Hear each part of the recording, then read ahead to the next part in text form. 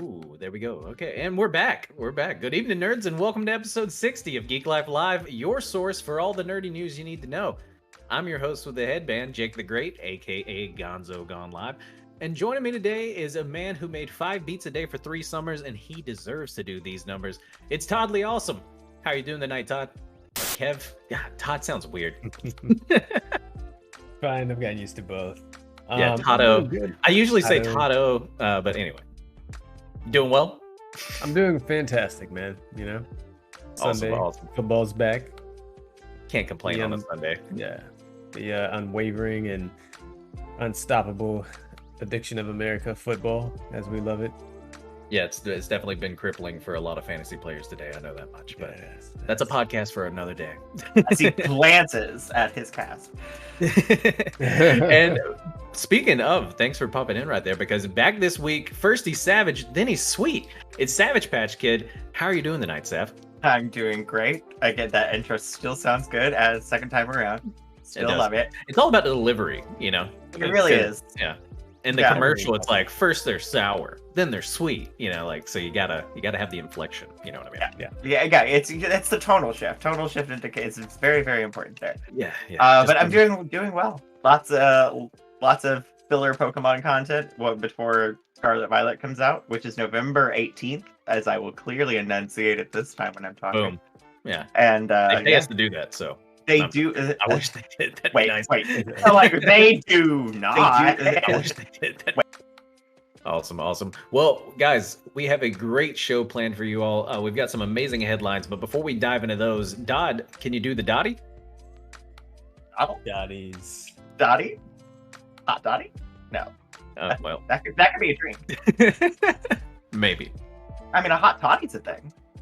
Cue music. Tonight at 11. I check your job. That was a test of the emergency media warning system. In other news,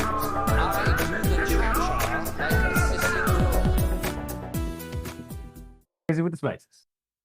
Yeah, getting too wild there. No, we're good. We got it.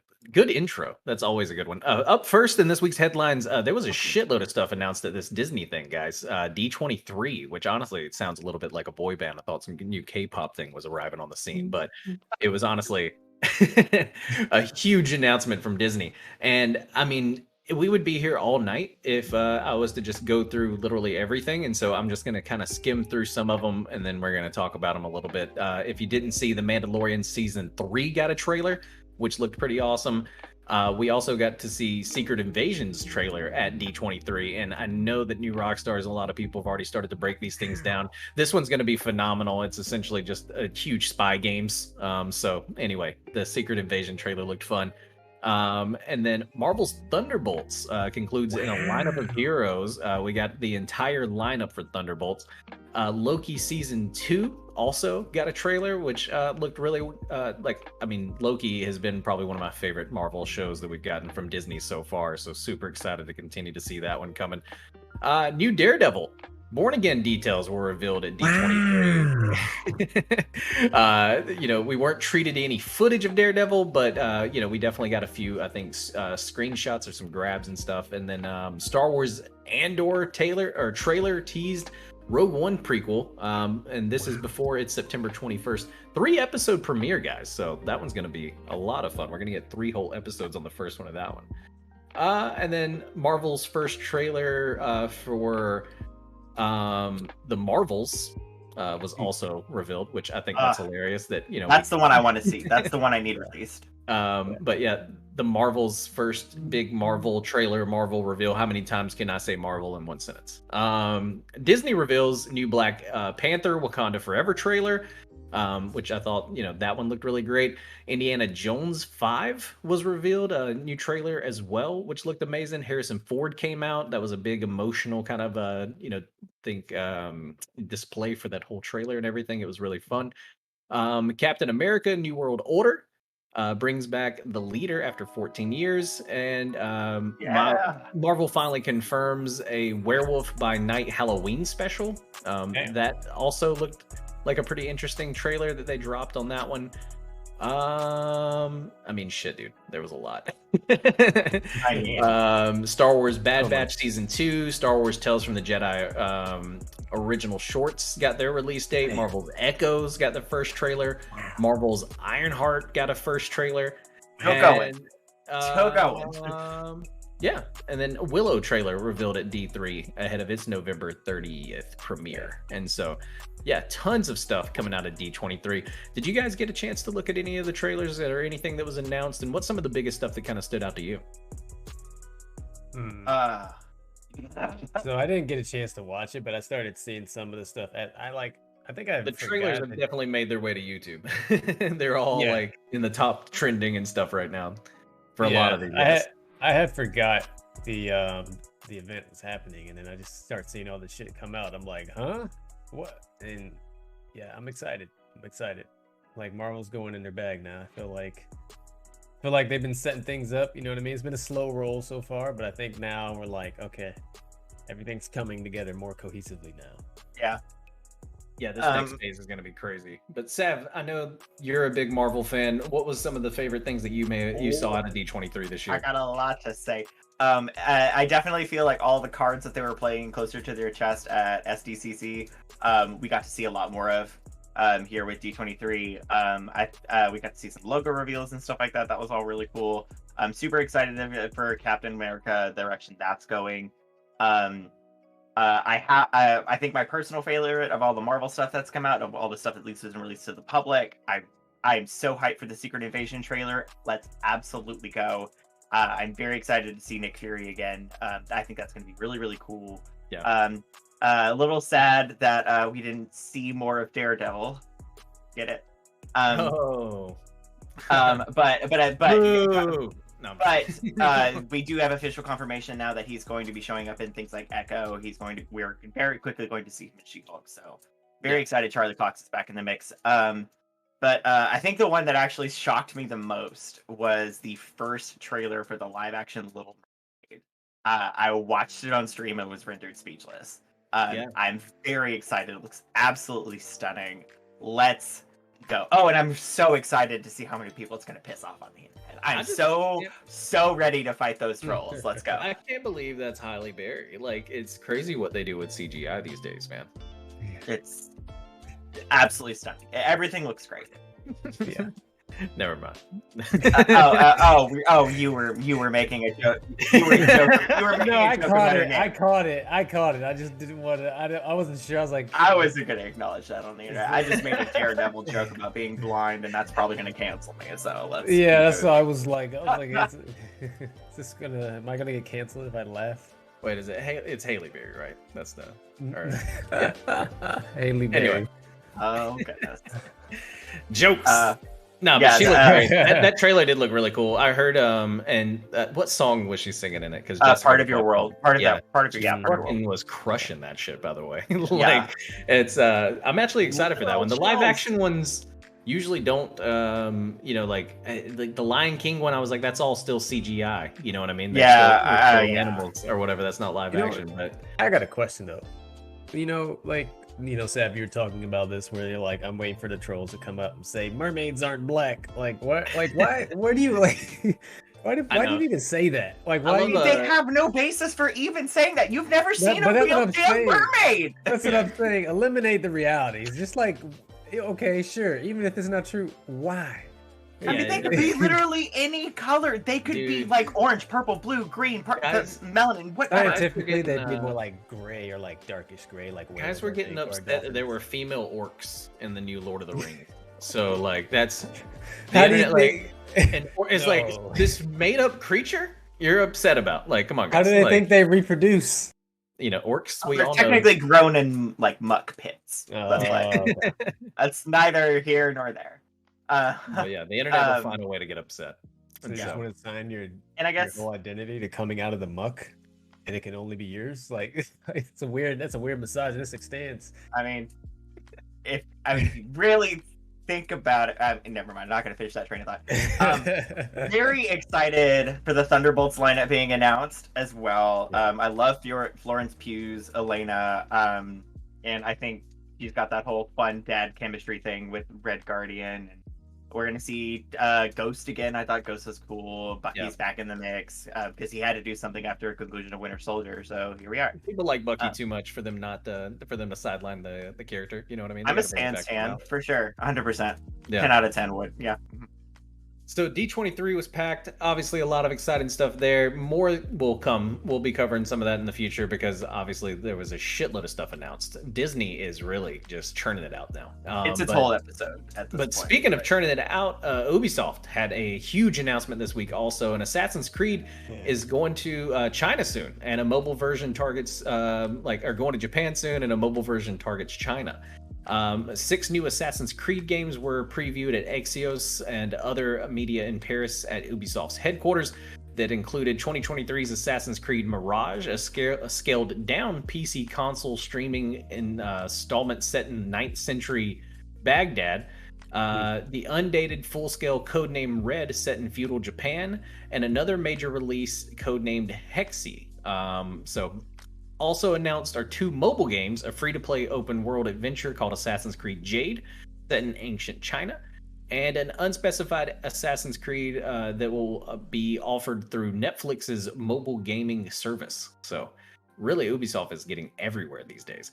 A new multiplayer Assassin's Creed called Invictus is also coming from Ubisoft developers who've worked on multiplayer franchise Rainbow Six Siege and For Honor. So, they've done some good ones in the past. And the new main flagship game has not yet been named beyond a code name Assassin's Creed Red.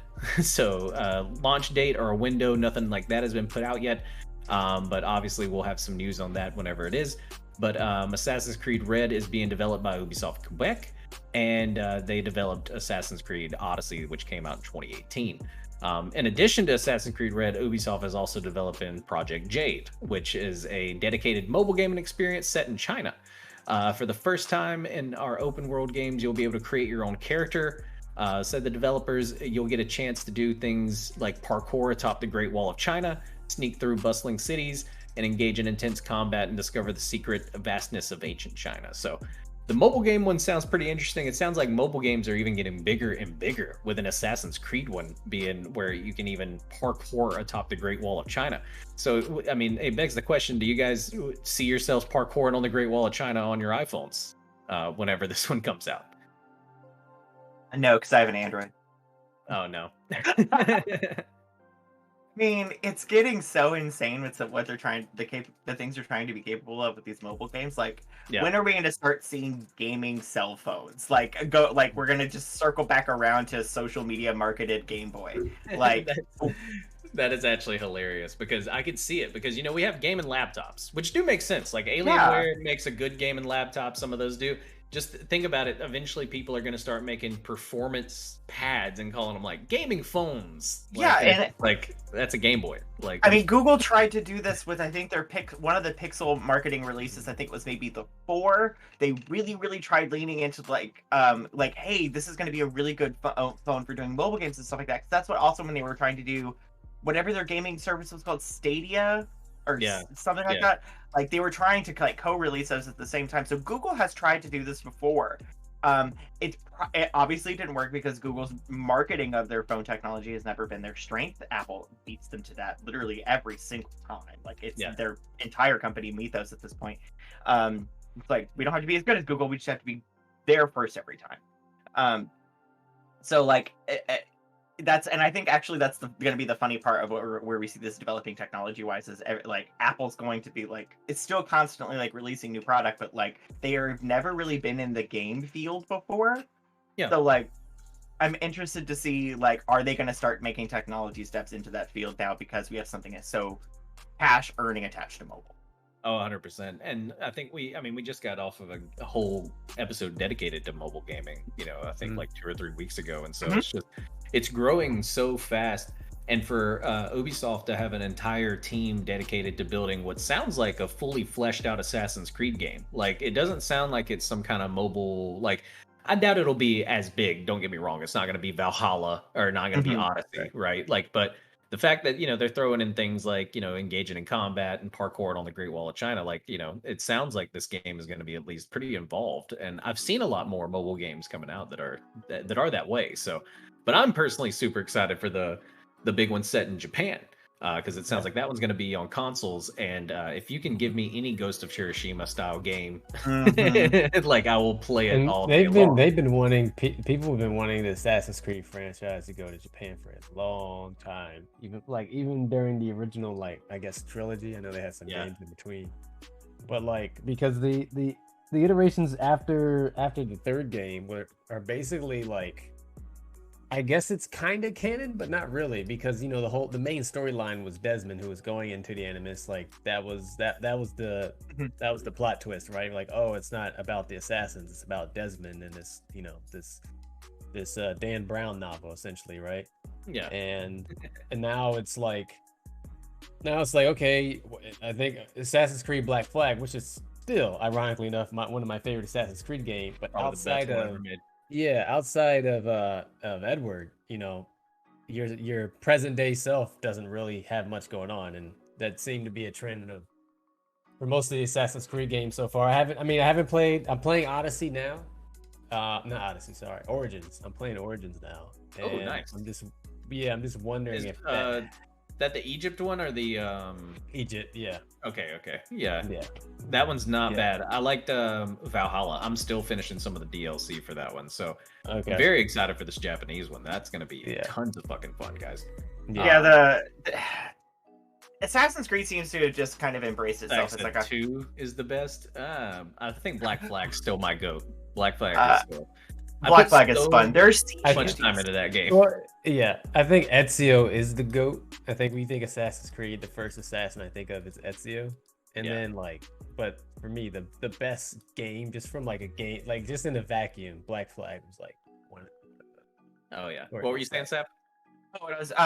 It just seems like, kind of to Kev's point, like everything after like 3, just sort of like it basically just seemed like it's starting to seem like more like a series of just really cool period fighting games, kind of loosely strung together with this like otherworld narrative that's becoming kind of less and less important, it seems like, as the games go on. Yeah. But like they're really leaning into like the trying to throw themselves into different like historical periods and eras just to kind of explore what some of those fighting techniques would have been like. And I think that's really, really interesting. That's why Hex to me sounds the most interesting, because I'm like either you're a witch or you're a witch hunter. Either way, there's magic and it's gonna be fun. Like, That let's does go. sound like a cool one. And I know one of these is going to be for Netflix, so that's going to be interesting too. They are really starting to kind of like I think Jade, the one, is going to be for Netflix's mobile gaming service. So that's crazy. But speaking of Netflix, Netflix is reportedly abandoning the binge model for weekly releases, bringing us back to the Stone Age. Netflix is reportedly beginning to buckle on the one element that first distinguished the business, which was the binge watching model. A new industry analysis reports that Netflix CEO Reed Hastings is finally starting to pivot from his long-standing refusal to abandon binge watch release models for Netflix original content. While nothing concrete is suggested in the way of a new release model, Puck News noted that Hastings has seemed unwilling to pivot off of the binge model because he hasn't wanted to or needed to. Now it appears he does.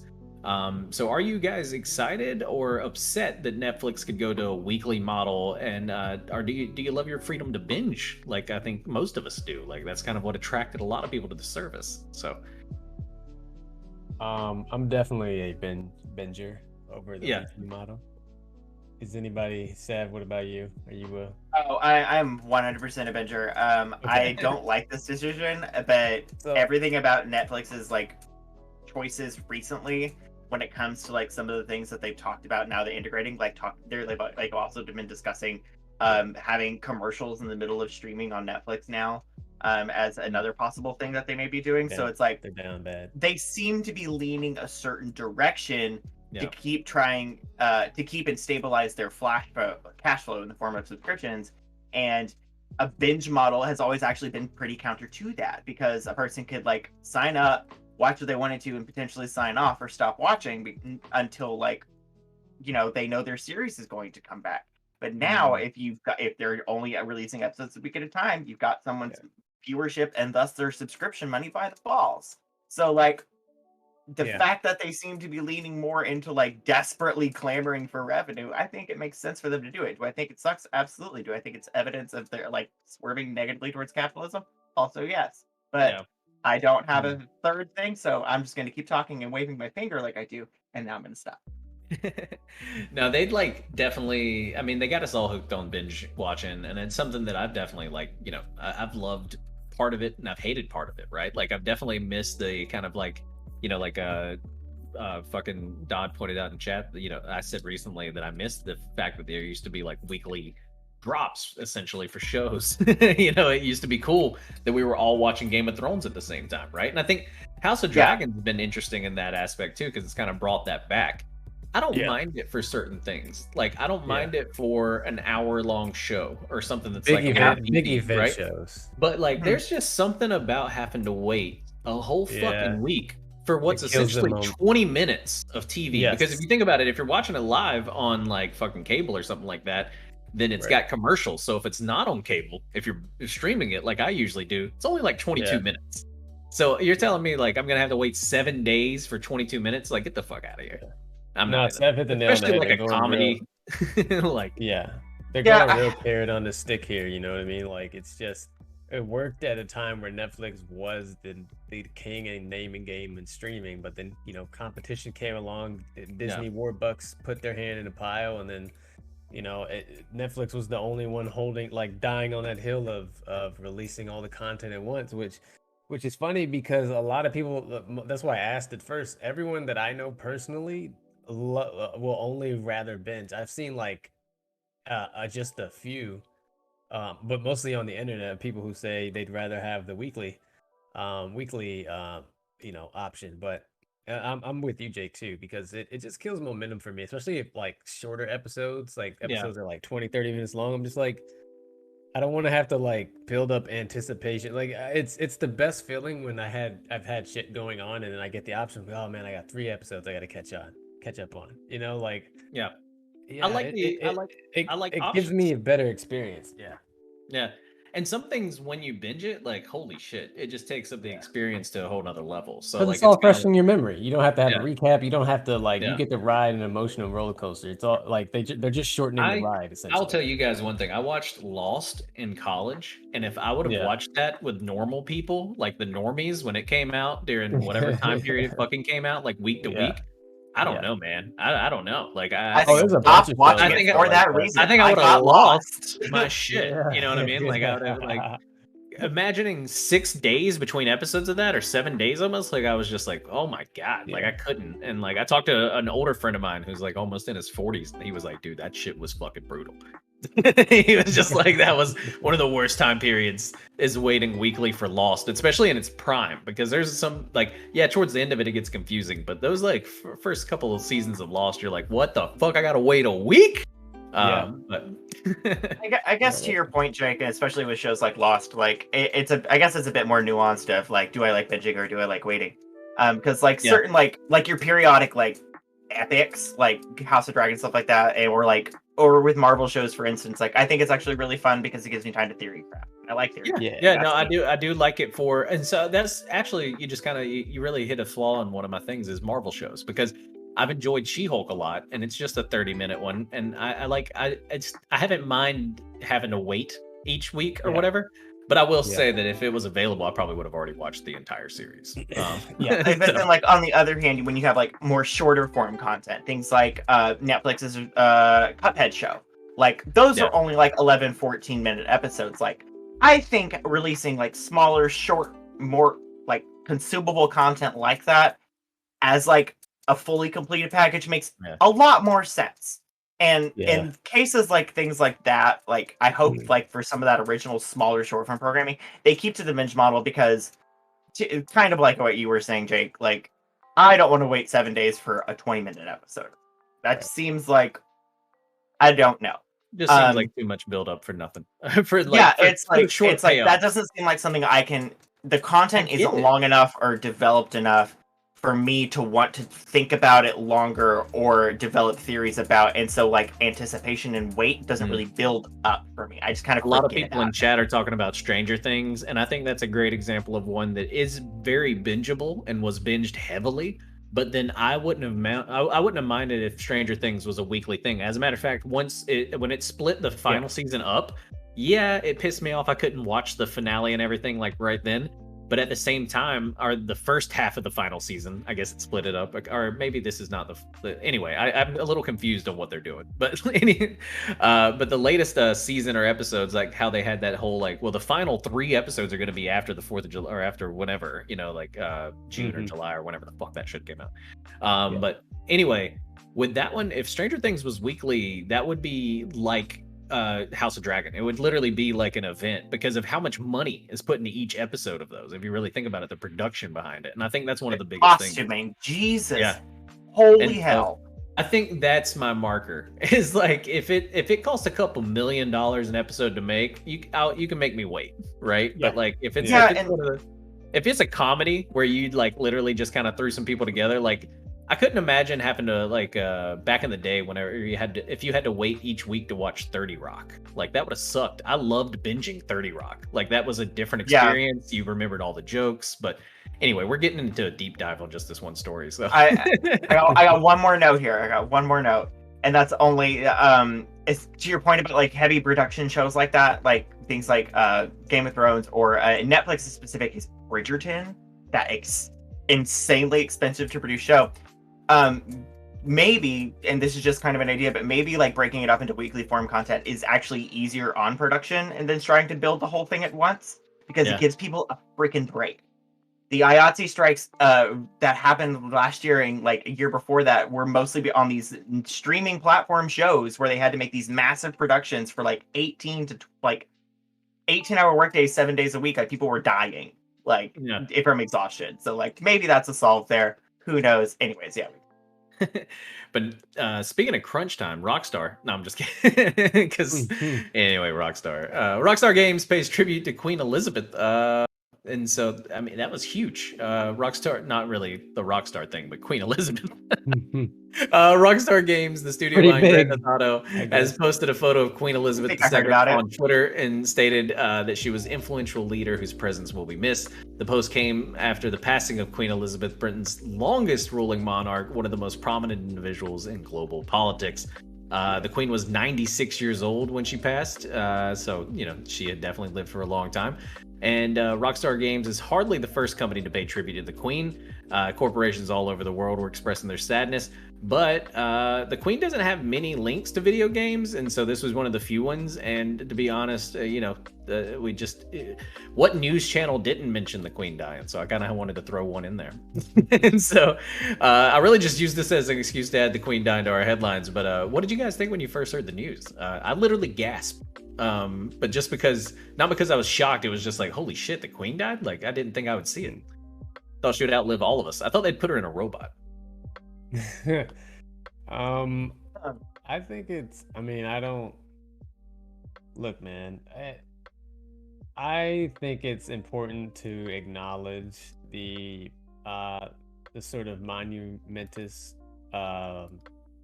moment that was redundant. The moment that we all just like, like everyone knew the Queen died when it happened, right? But it's like it's this weird thing where it's like we're like you can clearly see the influence of British colonialism, how international this passing was, because like I don't know what the monarchy does. They're mostly a figurehead. They just use their influence for support it, right? So if you get the back end of monarchy, everybody else is on board.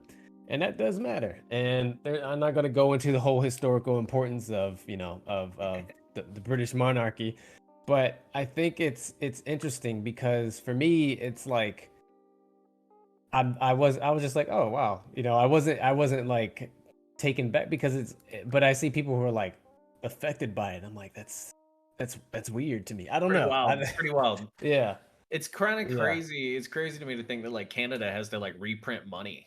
Like it's got like yeah, some like shit that stuff is all weird to me. what the fuck has Canada got like Queen Yeah. Elizabeth on their money for? Like, bitch, y'all Yeah. are like right upstairs. Like, y'all aren't across the pond. Like, if anything, like Right. put Obama on the. You guys 20. have What y'all doing? sovereignty. Like, You guys have, you're free now. Yeah, like what the. yeah. Yeah. Oh man, but no, it was a crazy news week. Whenever, especially for just that one alone, just the Queen being announced. But Sav, were you a huge fan of the monarchy? How did you feel about the crown?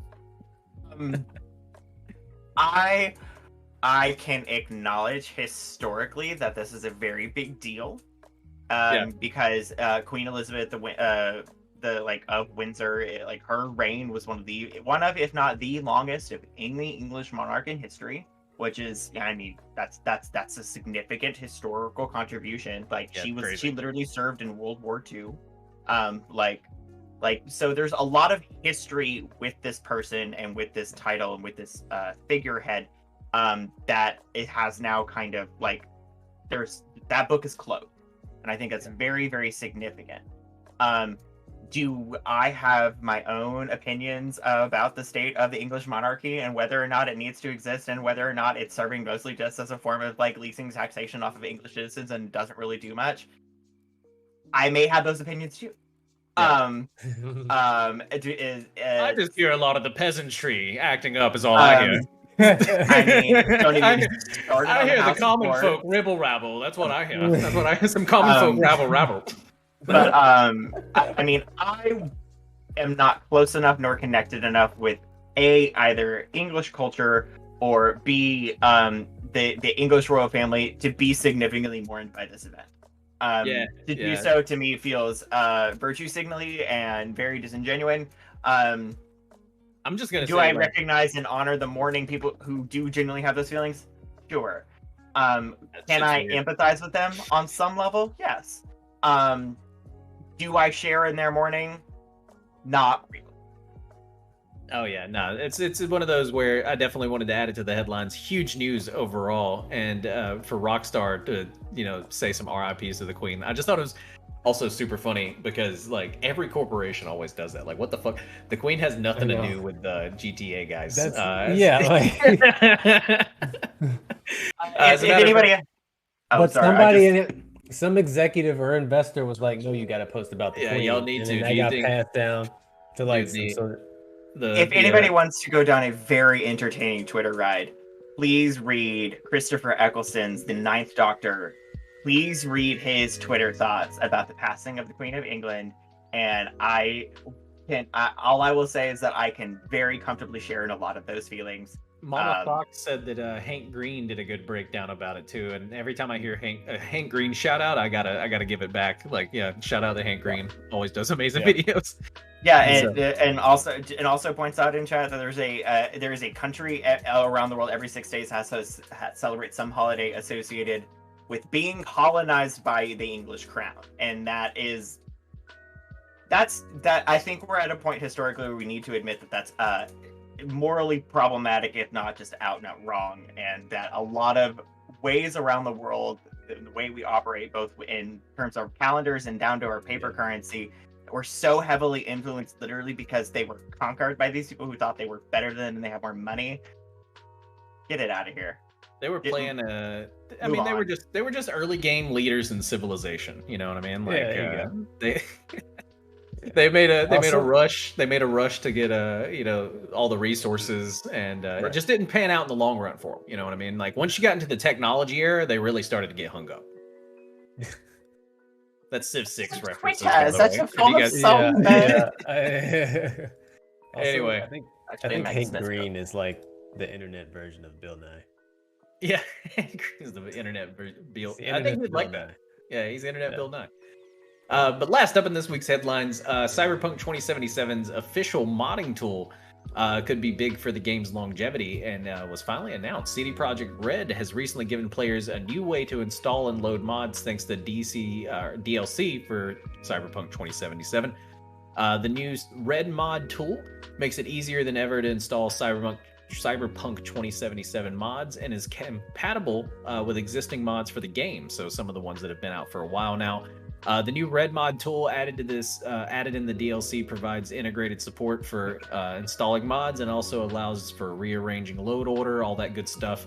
Anything, if you're a big modder or big into the modding community, you're gonna get super fucking happy about, because a lot of it's similar to like Skyrim or Bethesda mods in a way, right? As far as like the new loader is concerned.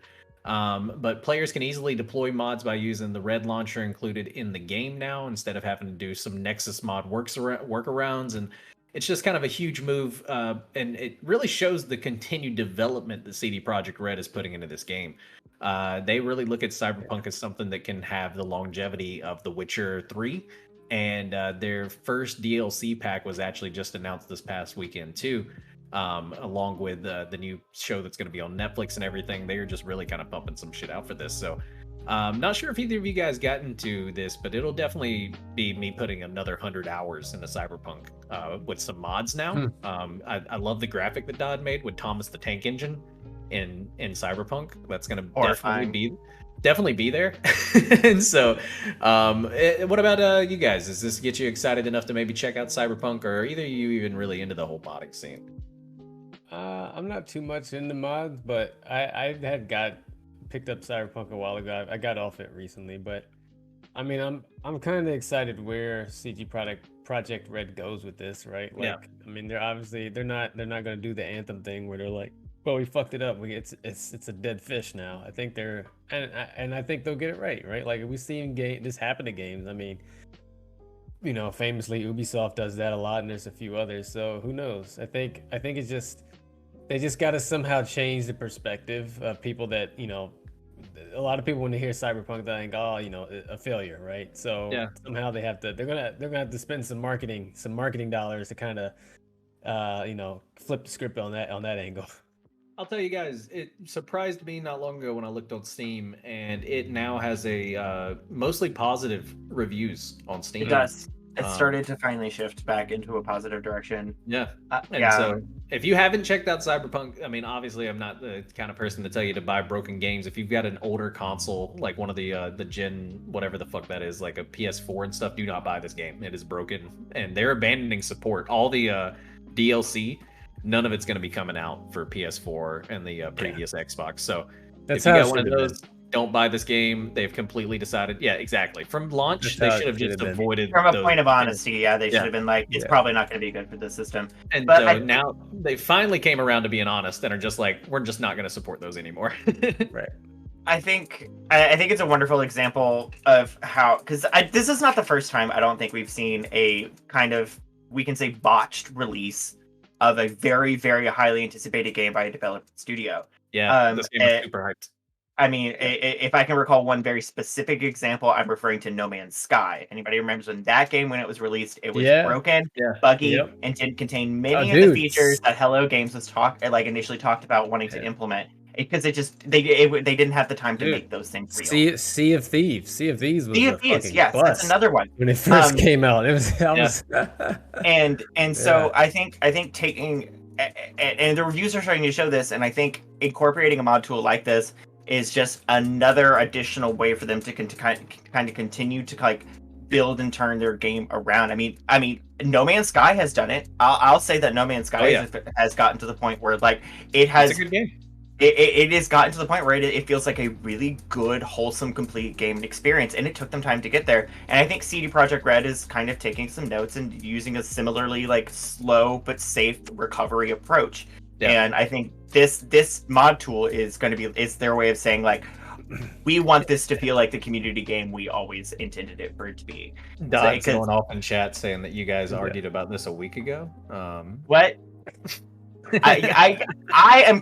This is me conceding all the negative points about No Man's Sky. I'm saying it live now on stream. I still don't want to play it, but like I have to admit, it is a significantly better game than when it came out, and I finally just need to admit that I played it. I have proof. Okay, I played it on launch too, and that's one of those. Cyberpunk was good on launch for me because I played it on a PC that is pretty beefy, and so but with that being said, like when I first played No Man's Sky, it definitely was a bust. But then I've recently went back and downloaded it because it's had a lot of DLC come out. Game's great, so I think Cyberpunk can do that. I think it can win folks back. They just have to. You're gonna have to do a little PR, a little winning us back with maybe some free DLC and some cool shit like awesome jackets for Johnny. Well, they did it. Let us fuck Keanu Reeves. They took that out. They no, I'm just kidding. I would be on That was game a big to news story, by the way. There was a mod where you could sleep with Keanu, and then they blocked it. And so now that they brought these mods back, bring it back again. Let us fuck Keanu. I mean, I'd be on the game in an instant. Let's go. I mean, if it was back in maybe December of last year, they did like their Steam like winter sale price cut, and at the same time they did a thing they could have easily charged money for in the form of a DLC, but they just released this like a big giant bug patch. Like, we're fixing all this shit. And I think that was the first step in this process. It's good to see they're continuing. 100%. But that will wrap it up for this week's headlines. Sorry, I gotta get this up real quick. Okay, cool. That'll wrap it up for this week's headlines. Let's head on over to that water cooler where we're going to talk about She-Hulk.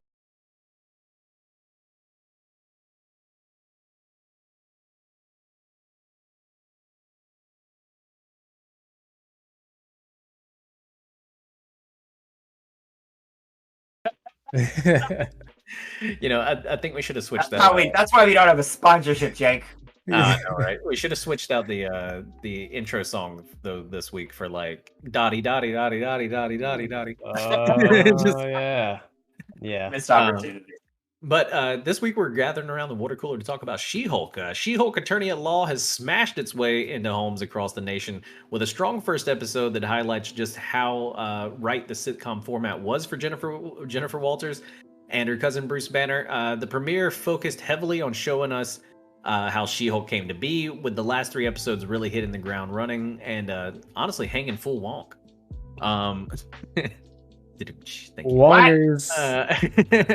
Thus far, fans have gotten plenty of exciting action in the first half of the season as Jen takes on her first big superhero challenges with GL, K, and H, learning how to navigate life as a lawyer and a crime fighter. From shocking partnerships with real-world rapper Megan Thee Stallion to teaming up with Benedict Wong's Wong in the fourth phase 4 project. Jesus Christ, Marvel has so much shit going on. She-Hulk is becoming arguably the most interconnected new entry yet within the MCU. So what are you guys? How are you guys liking it so far? Are you hating it so far? Are you caught up on it? How are you guys enjoying She-Hulk so far? It's a blast. It seems fun. I like it a lot. I mean, I had no expectations. I honestly wasn't even looking forward to watching it. Not because it was like bad or anything. I think I've had that same approach with all of them. I felt the same way about Moon Knight and some of the others, just because I don't know what to expect, right? Like I didn't know the theme of what She-Hulk was going to be about. I didn't know what the vibe was going to be, and then I came in. I was pleasantly surprised. It's like it's a sitcom, like you said. And I didn't know they were going that direction, and it just shows you all the things that Marvel can do with their IP, right? Like they've got a lot of vibes and the different themes and audiences that they can kind of cater to with their whole sort of eclectic cast of characters. It's so interesting to see just superheroes across so many different genres, right? And I think this one kind of being like almost the sitcom law show. I love the because that is the difference between Marvel and DC, and I say that as a DC fan is I feel like DC, the theme of DC is relatively the same. It's kind of dark. It's pretty serious, where it's like Marvel is like a mixed bag. It can be ridiculous, and they have their moments of serious too. You can have Guardians of the Galaxy and Civil War, or Winter Soldier, that sort of thing. Yeah, no, exactly. What about you, Steph? How are you liking it so far? Have you enjoyed it? What are we at? I think 4 episodes. Yeah, we are 4 episodes in. I very much enjoy it so far.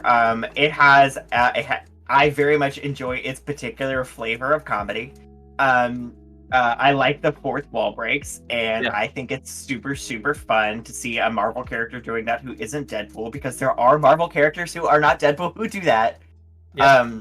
And She-Hulk historically has been one of those. I think people kind of like one of them. They didn't know. I think a lot of people didn't know that going in, and so I think some of the stuff that's been going on is really been. There's some people for a loot for sure. I'm very excited. I think I think it's treating itself very genuinely. It's not trying to be like too much. It's like just enough. And I love Tatiana Maslany. I've loved her since Orphan Black. I love Jamila Jamil. I'm excited to see more of Titania, especially with the little mid-season trailer that we got. I'm like, oh, this is the direction we're going with it. Let's go. Yeah, the final head-to-head against those two is going to be a lot of fun to watch. Gonna be hilarious too. Yeah. I'm very, very, very excited, very happy with what's going on, and I like how it's starting to. I felt like a couple of those Marvel series that we've seen so far in Phase 4. I feel like they start to see they seem to be sort of drifting away ever so slowly, and we have to try harder and harder to like find some cohesive connectiveness to like the grander like film MCU. And I think She-Hulk, based on its nature and based on how it's written and based on like its like how it's a little bit more episodic, it's able to kind of bring in some of those more disparate elements and kind of help keep them connected. Like we're getting elements from Mystic Marvel, we're getting elements from like Asgardian Marvel, we're getting elements from like we know we're going to see like Shadowlands Marvel, so like Daredevil and Echo and that's Kingpin. Like we're seeing connections to that too. Like it's bringing in a lot. It's damage control, so it's got connections to like things that are now associated with Kamala Khan.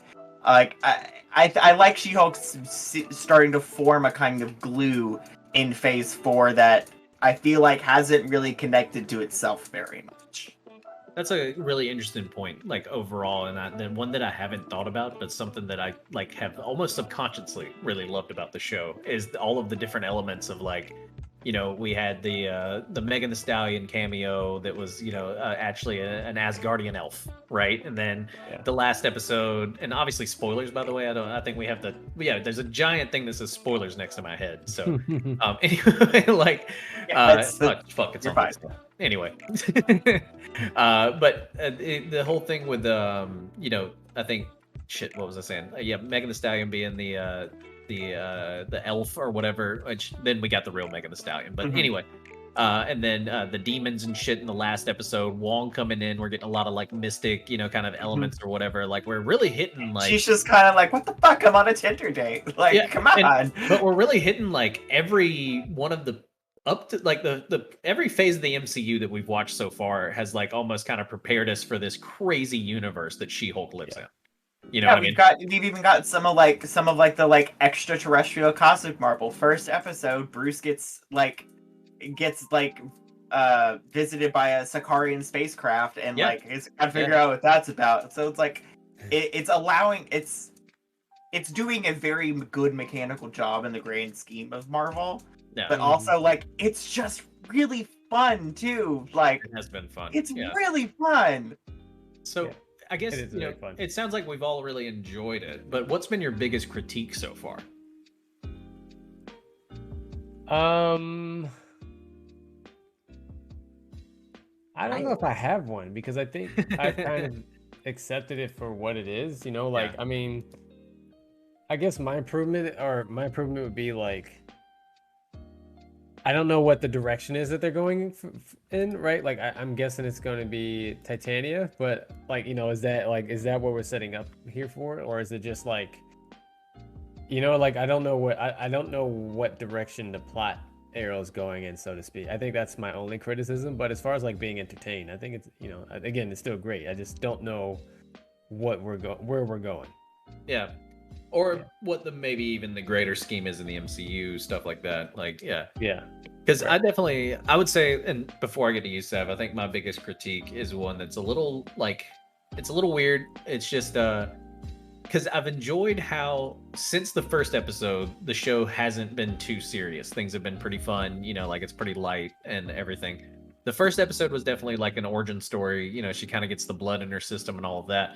The really thing that I didn't like is that it almost felt like they basically did a repeat of Rey from Star Wars or something, where it's like, you know, young girl gets her powers, finds out she has powers, and then automatically masters them. Like, you know, she's got it, it is automatically good. Like there's no Hulk personality or anything, and like there may be Yeah. stuff in the comics that talks about that, and there may be stuff that they talk about in a future episode that addresses it. But like it was a little weird that she didn't have like at least some sort of Hulk personality, because that was a whole big thing with Banner. You know, like, no resistance. and so right? like Well, there and was. and that's what I thought too. And I think they're doing it in a way of where they're trying to say that, you know, her resistance is the patriarchy. You know what I mean? Yeah. Like she has all these powers, she's unstoppable, but at the end of the day, she can't be because of the glass ceiling. You know, and I think that's why they did it that way. You know, I'm not sure how canon all that stuff is either, but I think that's why. No, I mean that definitely like symbolically is awesome, Yeah. and I think that makes a lot of sense. And that would be like, but I haven't watched anything break that down, and so just me watching it, I'm just going Yeah. like, damn, she really kind of got those Hulk powers and mastered that shit pretty quick. You know, like so I was just like, that's a little strange. But then it kind of like, even though it just kept going, you know what I mean? Like so, like after that, like okay, she's got her power, she's good with it. You know, she can fucking clap just like David Banner. She's got it. Or Bruce Banner, David Banner. Anyway, Bruce Banner. She can clap just like that dude. She's good. And so then it just kept going. And then it never bothered me again. You know what I mean? Because it was just like, all right, cool. Like we just skated over it. She's good. You know, kind of a thing. And so that was like my only really critique with it. What about you, Saf? Anything on your end? I guess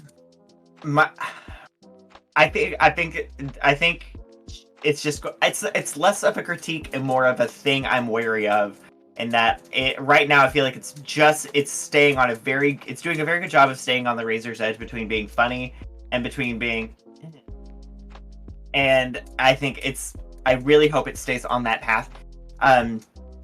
If I had to pick like an actual serious critique, is that I'm worried that, and this is more of a critique of Phase 4 than She-Hulk, and kind of why I said what I said earlier is I've sort of a deep-seated fear that a lot of this Phase 4 material isn't really going to add up to much in a grand scheme kind of way. But like, so I guess that's going to be a lingering fear for most of the things that I see in Phase 4. Yeah. And She-Hulk's not an exception to that, regardless of like the little bits of hope that I'm trying and cohesiveness I'm trying to find. Like, that's just my general concern right now, is that like, a lot of this, like, it is Marvel just trying to produce stuff for the sake of producing it now, versus like building more of genuine, like, developed content. And I gotta address Dotson in this chat real quick because he's saying, when did we see Bruce Train? So we never saw him on screen, but it was insinuated, I believe, in Ragnarok that Bruce Banner left and trained to become Smart Hulk for literally like years. Like a long fucking time. His Smart Hulk transformation happens in the 5-year time skip between the blip and not. It wasn't instantaneous. Like it wasn't like it was for. Yeah, but like, wow, we didn't get it on screen. I'm just saying, like, off screen, the dude was going for like 5 years training to be Smart Hulk. So like, there is a little discrepancy there where it's just like, okay, but she's just automatically a Smart Hulk. Like, that's kind of strange. And I think it's a conversational line in the first episode of She-Hulk that like her like island vacation that she has there with Bruce, like she's there for like a few months or something. Like there's a skip. But obviously it took her a few months as opposed to 15 years, which obviously is a whole plot. And I'm just saying that's my just one critique on it, that just seems a little strange. But I think I can't think of a way that I would have done it in the show better. You know what I mean? Like how I would have shown her like kind of like take on, like not have a Hulk personality, or like, you know, because obviously I don't think her getting angry and then blacking out and killing people would have really done a good job for a law-based comedy.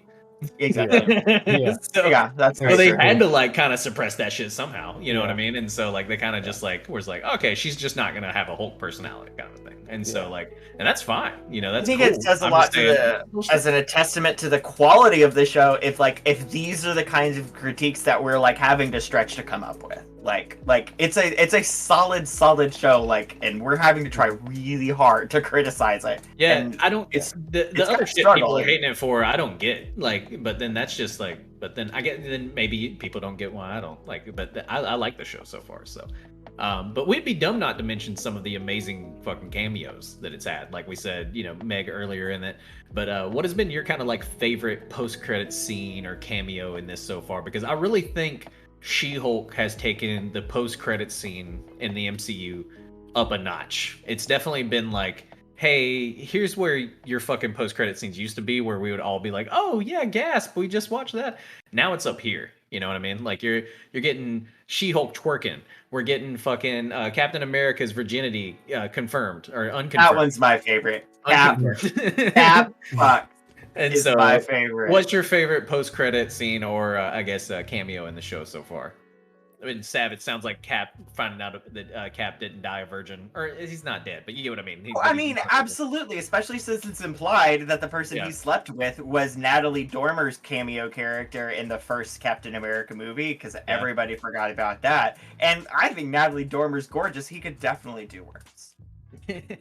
Cap fucks. I love that. That Cap is actually fucks. yeah, no, it's good. I love how in the last episode too, and I just noticed it in this one, and it's gonna make me mad if I ever rewatch it and notice it in some of the other ones. But have you guys noticed that the background on her phone is Captain America's ass? Is America's ass? Like I did. Yeah. That shit was so that was a great little kind of like little Easter egg there. America's ass right on the back of her phone. What about you, Kev? Though favorite cameo or little? Yeah, I don't know if I have a. I'm happy Wongers is around, you know. And I like Wongers being his new name as well. Yeah, I think Madison. We all have Madison to thank for that because Wongers is just like. And if Marvel doesn't use the tagline, I'm calling him from now on.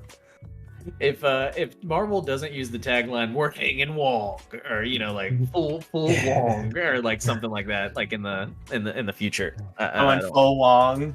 Yeah, full frontal Wong. But should Madison with 2 N's and a Y, but not where you think it is, get her own spinoff? God no! Stop! Please stop!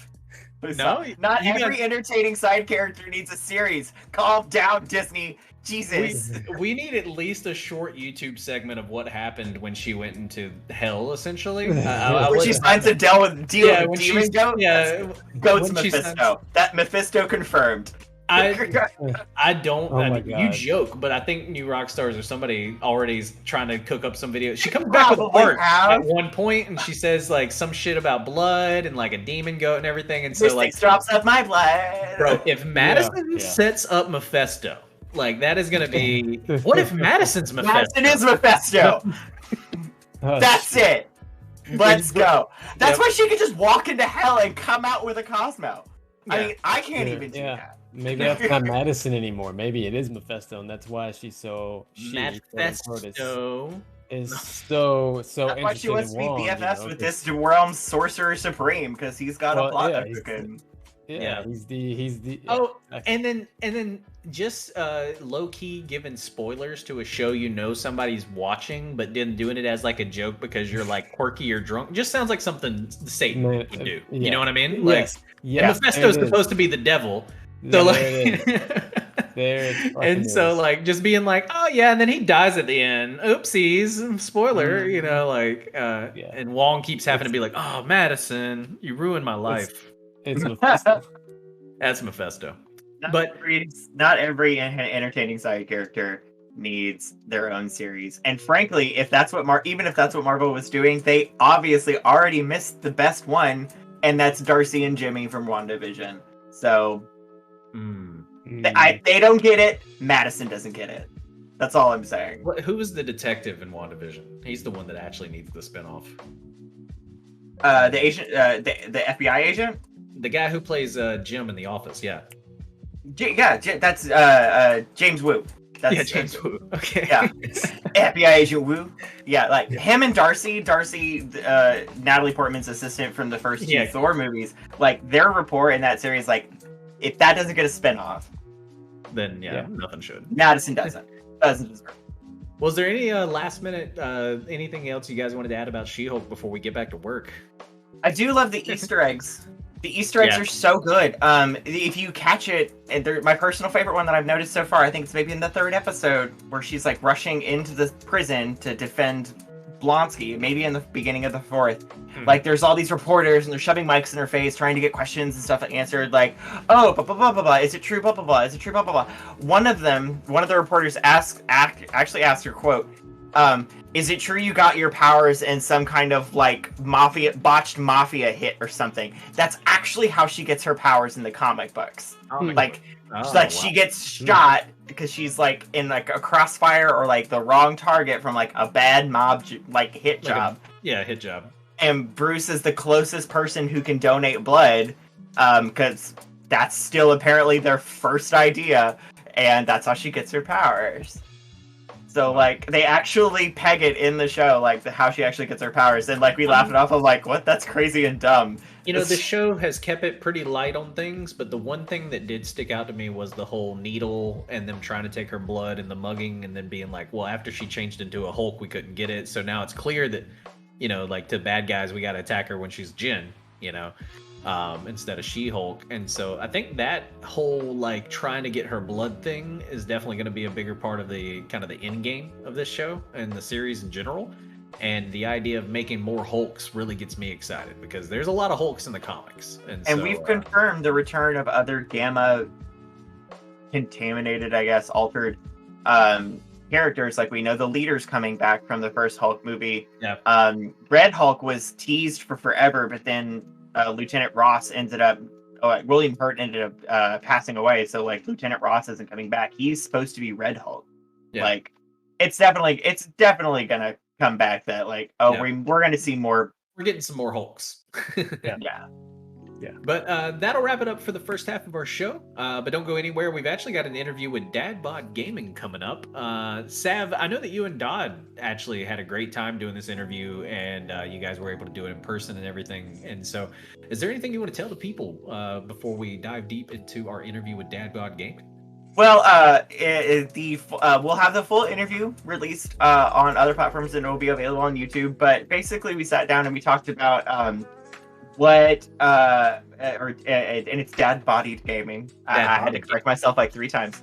But basically, we talk about the history and Magic the Gathering, the trading card game, and how he took that and took it from being a hobby to a competitive aspiration to a full-blown career, and the super interesting journey that gets us to that point, because this year is also the year of the 30th anniversary of the creation of Magic the Gathering.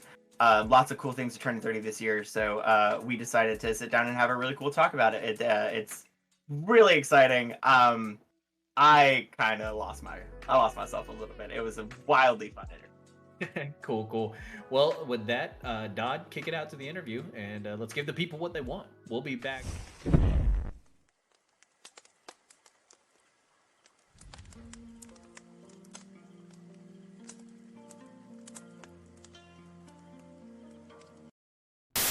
And welcome everybody. Welcome. Today we have an amazing fireside chat with my good friend Stan, the founder and owner of Bod Gaming. How are you doing today, Stan? Feeling a lot of pressure at that intro, buddy. I'm gonna be honest, feeling a lot of pressure. You should. The pressure is here, and I don't know if I measure up to the high quality content. Like that's a steep bar. Yeah. Well, I mean, they let me word on the street, so you're fine. Like word on the street is that Geeklife ain't nothing to.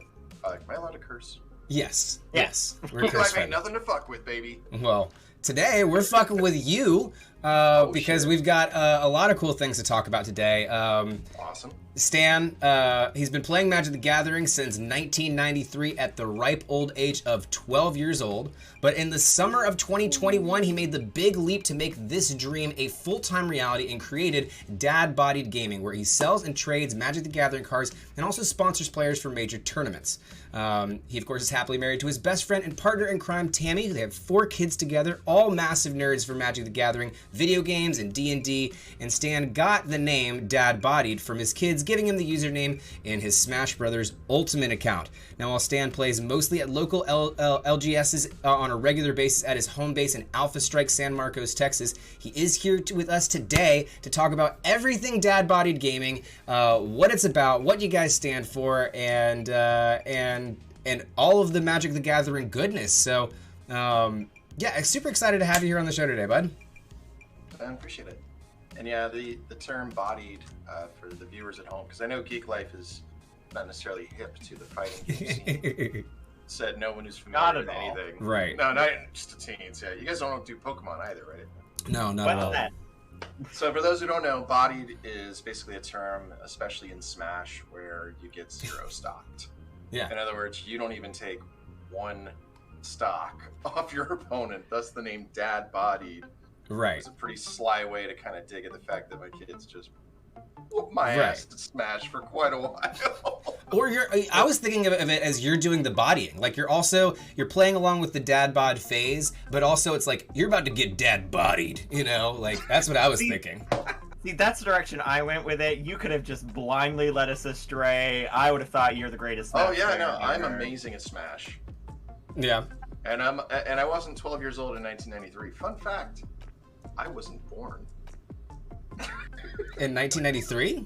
No, sir. I'm a spry young man of 21 years of age. So Ah, yeah. my birthday is approximately somewhere around November Of course. 2001.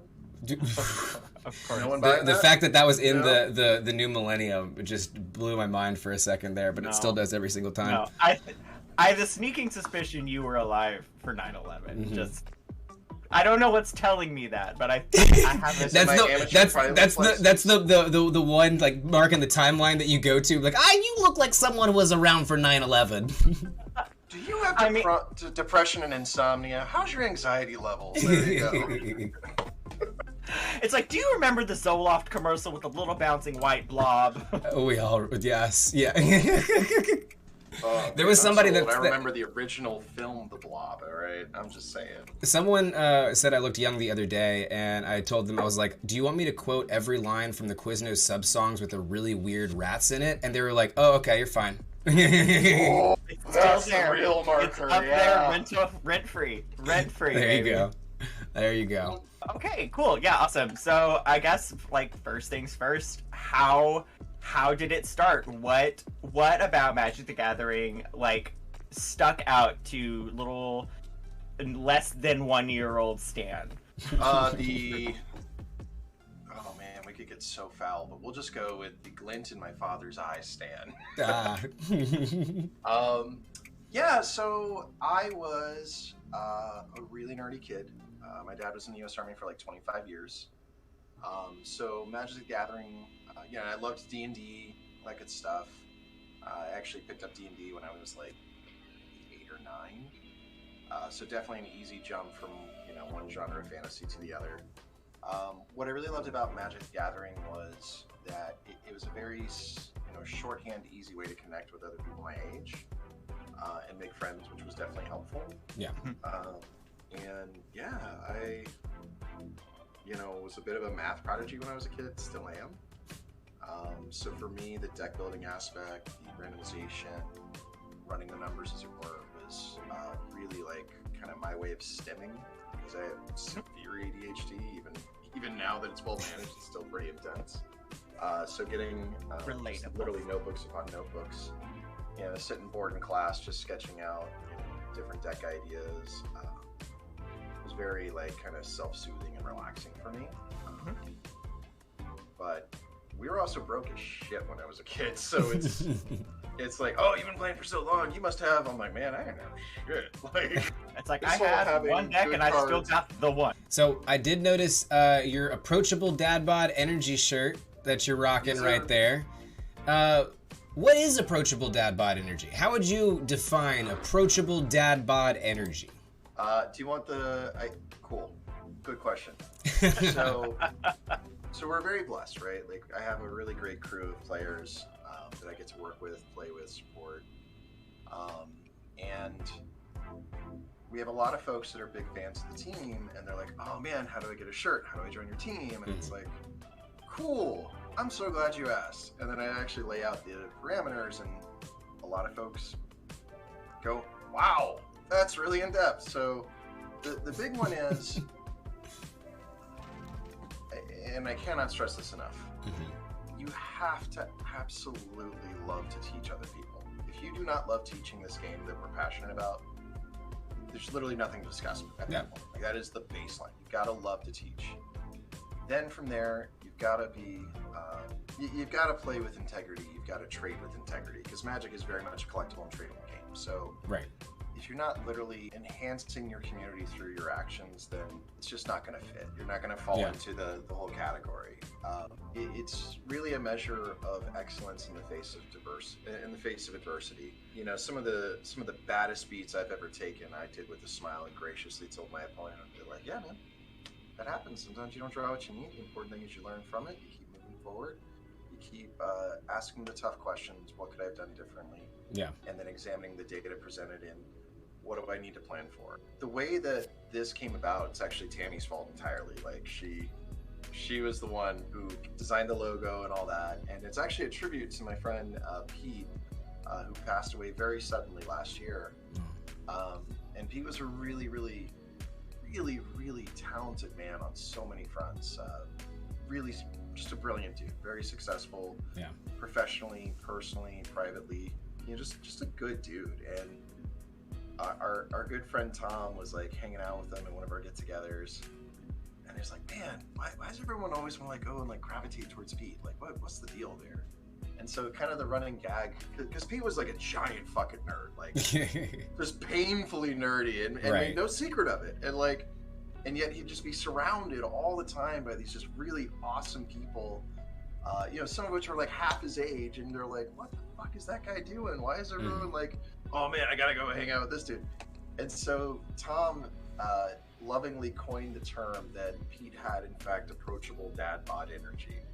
And that's why everyone gravitated toward him. And, you know, we were hanging out with my friend Tom, and he literally just wore a shirt that just had it in like real simple block letters. And I said, oh my fucking God, I need that. Because I'd already founded my business and it was Dad Bodied Gaming. Right. Then Tammy got a hold of it, you know, with Tom's blessing. I mean, it was really just it was a tribute to a friend who passed away. Right. And in a lot of ways, what does it mean to have approachable dad bod energy? It means being your best self, helping others to do the same, acting with integrity, and, you know, constantly pushing for two big things. One, you know, enhancing and building and diversifying the community around you, and then two, bettering yourself in that process. So, sorry, I kind of launched into that makes a lot of sense. Player on Dad Bod. Like, Yeah. I'm here. I'm like, keep going. Like, That's the interview answer, you know. That's for it. I'm here for it.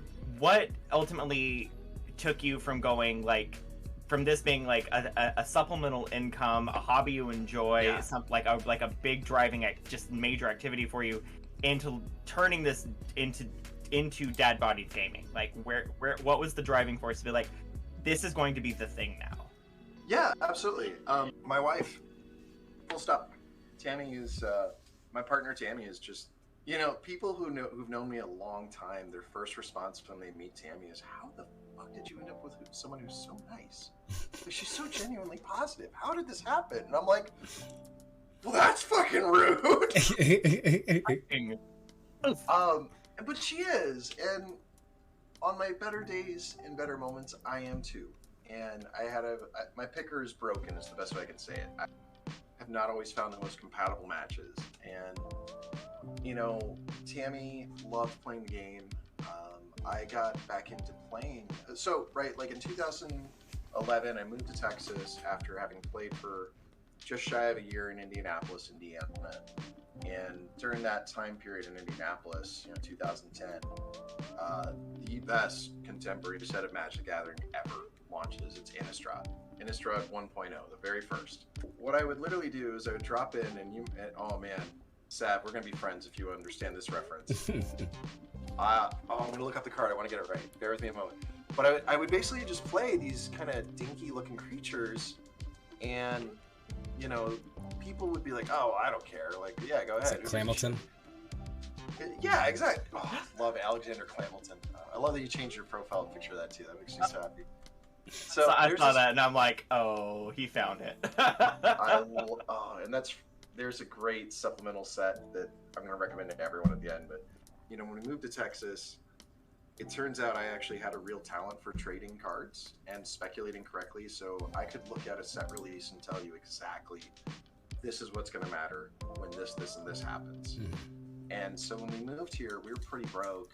I sold like part of my trade collection for about $3,000. And over the course of that summer, I made another $8,000. got at one point, I think I had 48 separate copies of Snapcaster Mage, which was from Innistrad. And that was like, when it came out, it was a $20 card, and I bought every single copy I could get my grubby little hands on. It capped out I at one still point see at cards from the $100. Innistrad block that are commanding like $35, $40 individual prices, and I see them at like places like Outlaw Moon and stuff like that, and I just look at it, I'm like, No. they still had packs, like booster packs from Innistrad that are commanding $30-$40 now, and I'm like, that's not even an individual card, that's just the booster. But anyway, so I do that. I'm playing. I'm having a great time. They announced that they're returning to Ravnica, and basically myself and some other aspiring players who were trying to go pro, and some of them even did. And I just basically was like, guys, let's be real. I have the attention span of a goldfish. I'm never gonna make the pro league. But if you guys allow me to, I can basically take our pooled investment of the cards we already have, and if we each kick in a couple $100, we'll go buy a case of Return to Ravnica, and I will basically be able to trade and or properly speculate to the point where y'all will never have to open your wallets to play Magic the Gathering at the highest levels ever again. And I did that for about 6 months, and I took a, maybe not even $2,000 investment and flipped it to about $19,000 at its height.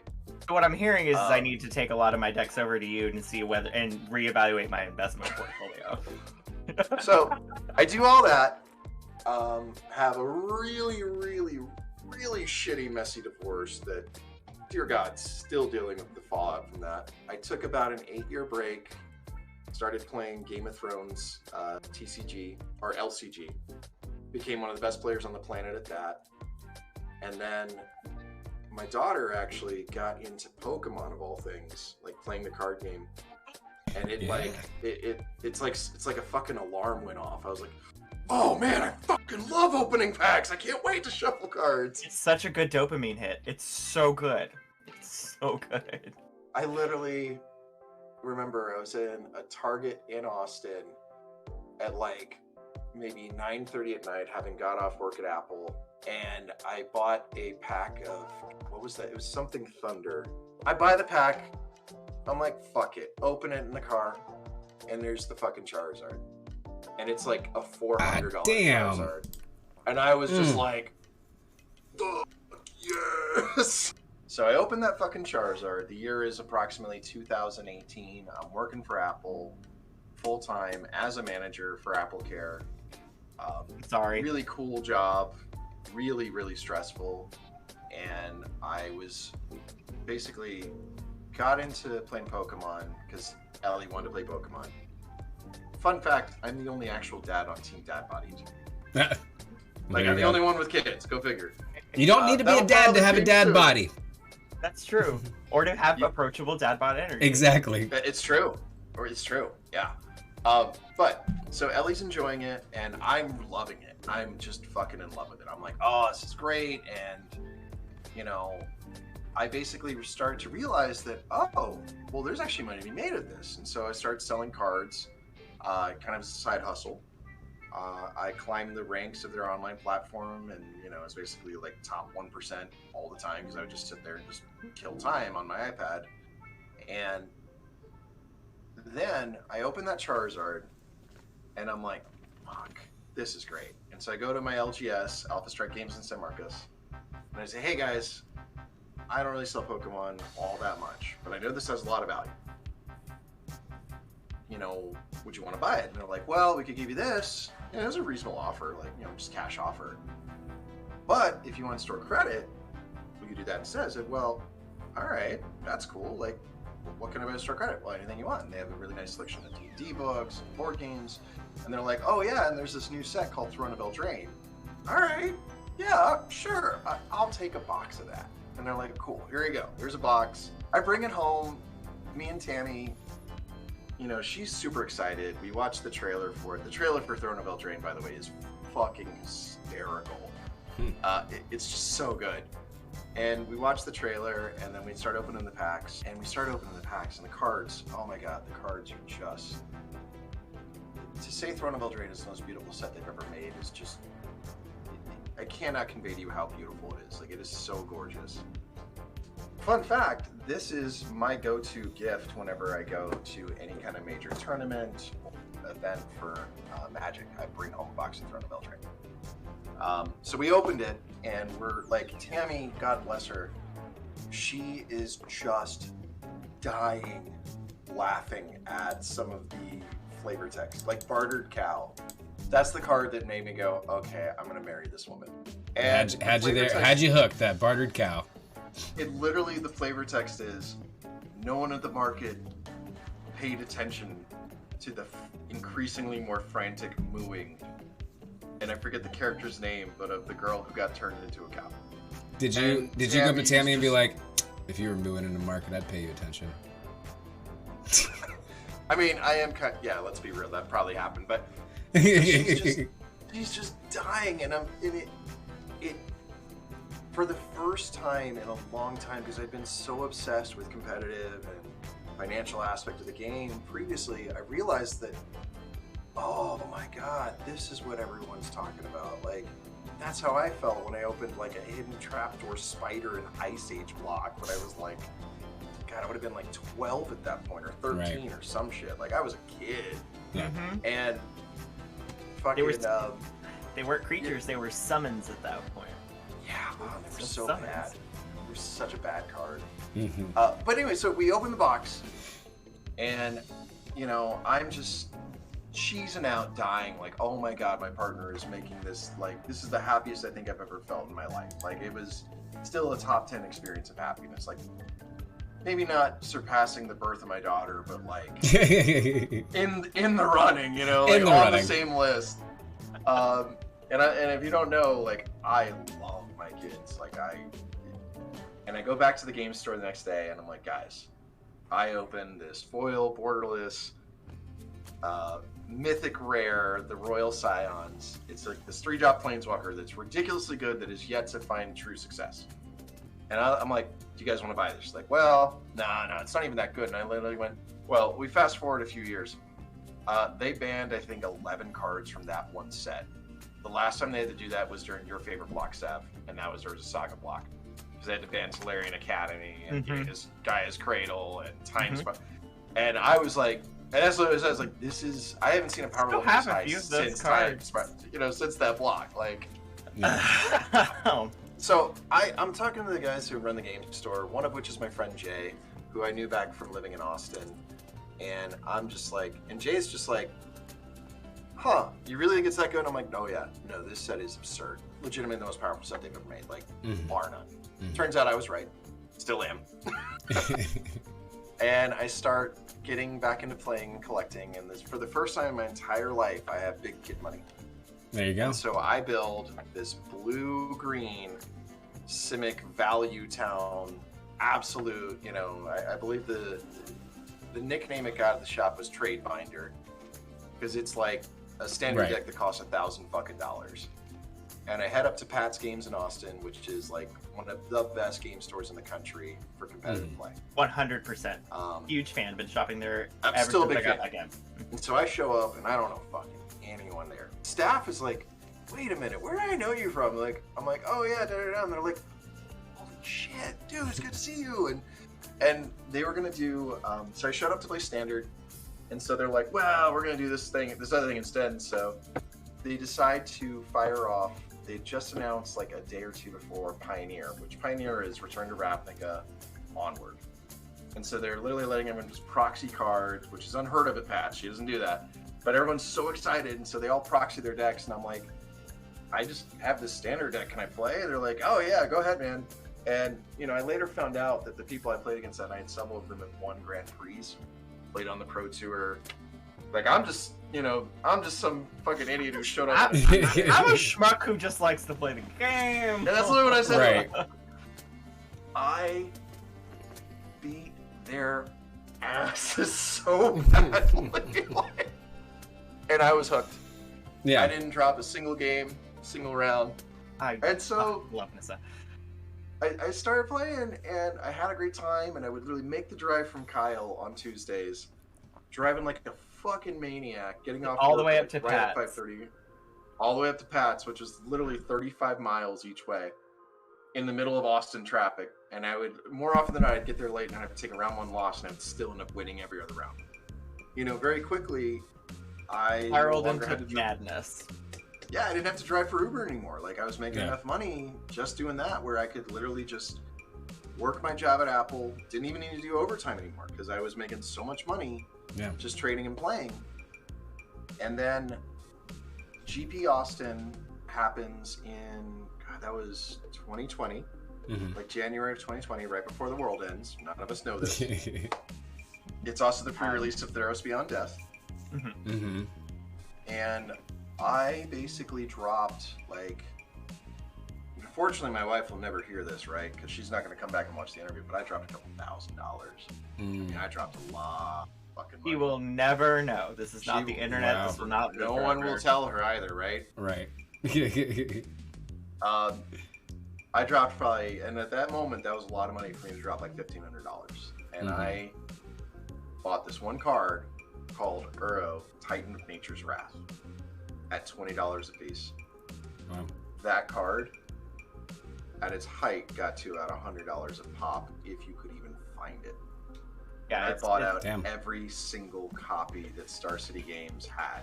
By the end of that weekend, I had taken the $100 that Jay gave me, paid him back $150 the following day, and I made $7,000, literally going from booth to booth, buying and selling from vendors to vendors to vendors to vendors to vendors, and occasionally trading with players, and then going back over to Pat's, selling to Pat's. I mean, it got so bad that by the end of that weekend, and I'm gonna go, I have this card on hand, and it's one of my favorite arts of all time. I'm gonna show it to you. I literally single-handedly changed the entire market nationally on the value of this fucking card. And I'm gonna show it to you real quick. Bear with me a moment. Man. Right, so it's from Throne of Eldraine. It's a mythic rare, and it has the adventure mechanic. And I'm gonna try and not hit the glare, but it's the showcase frame. I lean closer to my screen as if that's gonna help. No. And when I got there on Friday, I was buying these things at $12 pop, if that even. Yeah. By the time I left on Sunday, the next, because I kept buying and selling them, then trading and buying and selling them and trading them, buying and selling and trading them. And by the time I left, it was going for $70 a piece. And I went on TCG Player that following week, and it had literally climbed almost 300%. Wow. 300% is a lot. And basically, I was able to quit my job at Apple because I had so correctly understood and predicted the market and play trends, and I've never really looked back since. And it's not always been easy, but I've never had to look back since. And it, you know, much to my investor's chagrin, I was like, cool, let's start a pro team. And he's like, what the fuck is the point of that? And I was like, no, it'll all work out. You'll see. Yeah. We're right up to make more money. And also, like, to keep this game going. Like, see, it's the entire game. Right. Somewhere along the way, the Adderall kicked in, all the therapy and the love and support of my wife kicked in, and I'm now like one of the best players on the fucking planet. Like, that's there you go. Just a fact. That's what happens when you stick to it from 1993 before you were even born, right? You know. I know. I was born for this. Right. Or predestinedly born for it, since you didn't that. You know, that God needed one more sweaty nerd. Right. Yes, that's clearly what the world needs more of right now. I played my first D&D campaign in 1982. Nice. We're not going to ask you to look back, as you said before, but looking forward, I've heard a lot of big things. You talked a little bit about an investor here. I've heard some rumors about everything from Magic the Gathering stores to paintball. Like, what is the future of Dad Bodied gaming look like, and what can you tell us? Oh man. Oh god, I got it. All right. Don't violate any non-disclosures. But No. Our angel investor, a guy named Steve Eubank, works with my business partner Gerald, and Steve is like former Marine Special Forces, like really solid dude. Yeah. And now he works with Evo Cinemas out in Virginia, which my business partner Gerald works with as well. He's basically their project manager and architect of a lot of their stores. Steve has decided to go ahead and invest in Dad Bodied Gaming about, gosh, like $10 million, give or take. And we are going to be buying property right here in Central Texas in Buda. And then, yeah, we got 43 fucking acres. So we're going to build some paintball courses behind it because that shit's fun. That's crazy. And confirm. And yeah, it's been a little bit delayed. No one's fault, just some family issues have come up with our investor, and he's a much stronger man than I am. Like, I don't know how he finds the time to deal with any of the paperwork. Right. But you know, God bless, really good dude. My business partner Gerald is a really solid dude. Met him playing Magic. Yeah. Runs our D&D campaign. Just lots of fucking overlap rad there. dude. And yeah, with a little bit of luck, we'll be open by Halloween or shortly after. Oh wow, that's quick. And As in, like, 6 This weeks Halloween now? or next Halloween? no, this Halloween, like Gerald builds like I know it's impressive that we got 43 acres, 6,000. Yeah. Motherfucker builds like 50,000 square foot buildings for a living. Wow. Like, yeah, so Yeah. he's basically going to be helping me to get all that going. So we're also now, because of Gerald, we're also Twitch affiliates. Yeah, There you let's go. Congrats. Right? Yeah. Let's Yeah. go. We stream live Paper Magic, you know, about twice a week. Mhm. We do a little bit of MTGO online content too. And yeah, like it's just it's hard to keep from crying when I stop and think about how lucky's not even the word. Like, Yeah. It sounds Sometimes like things luck- just fall into place, you know? It sounds like while luck definitely had its fair share in this grand equation, like a hefty amount of just raw talent and skill. Mhm. That is No, like fuck gas that. up, gas up, gas hard up. work. Hard work. When I stop and think about it, I legitimately don't. Like, I would literally sit at this very desk in our bedroom, all our nerd shit around me, Mhm. and Looks I would around work at his for- nerd shit. right? Yeah, and all of that's Tammy's, by the way. None of that is me. Of all course of that's not. Tammy, other than the magic cards. And I would sit at my desk for 5 to 6 hours at a time, and I would not even stop to drink water. And I'd only be halfway through the orders. Oof. And I did that for months and months and months. Hydration's important. And Very important. hydrate or die straight. Hold on.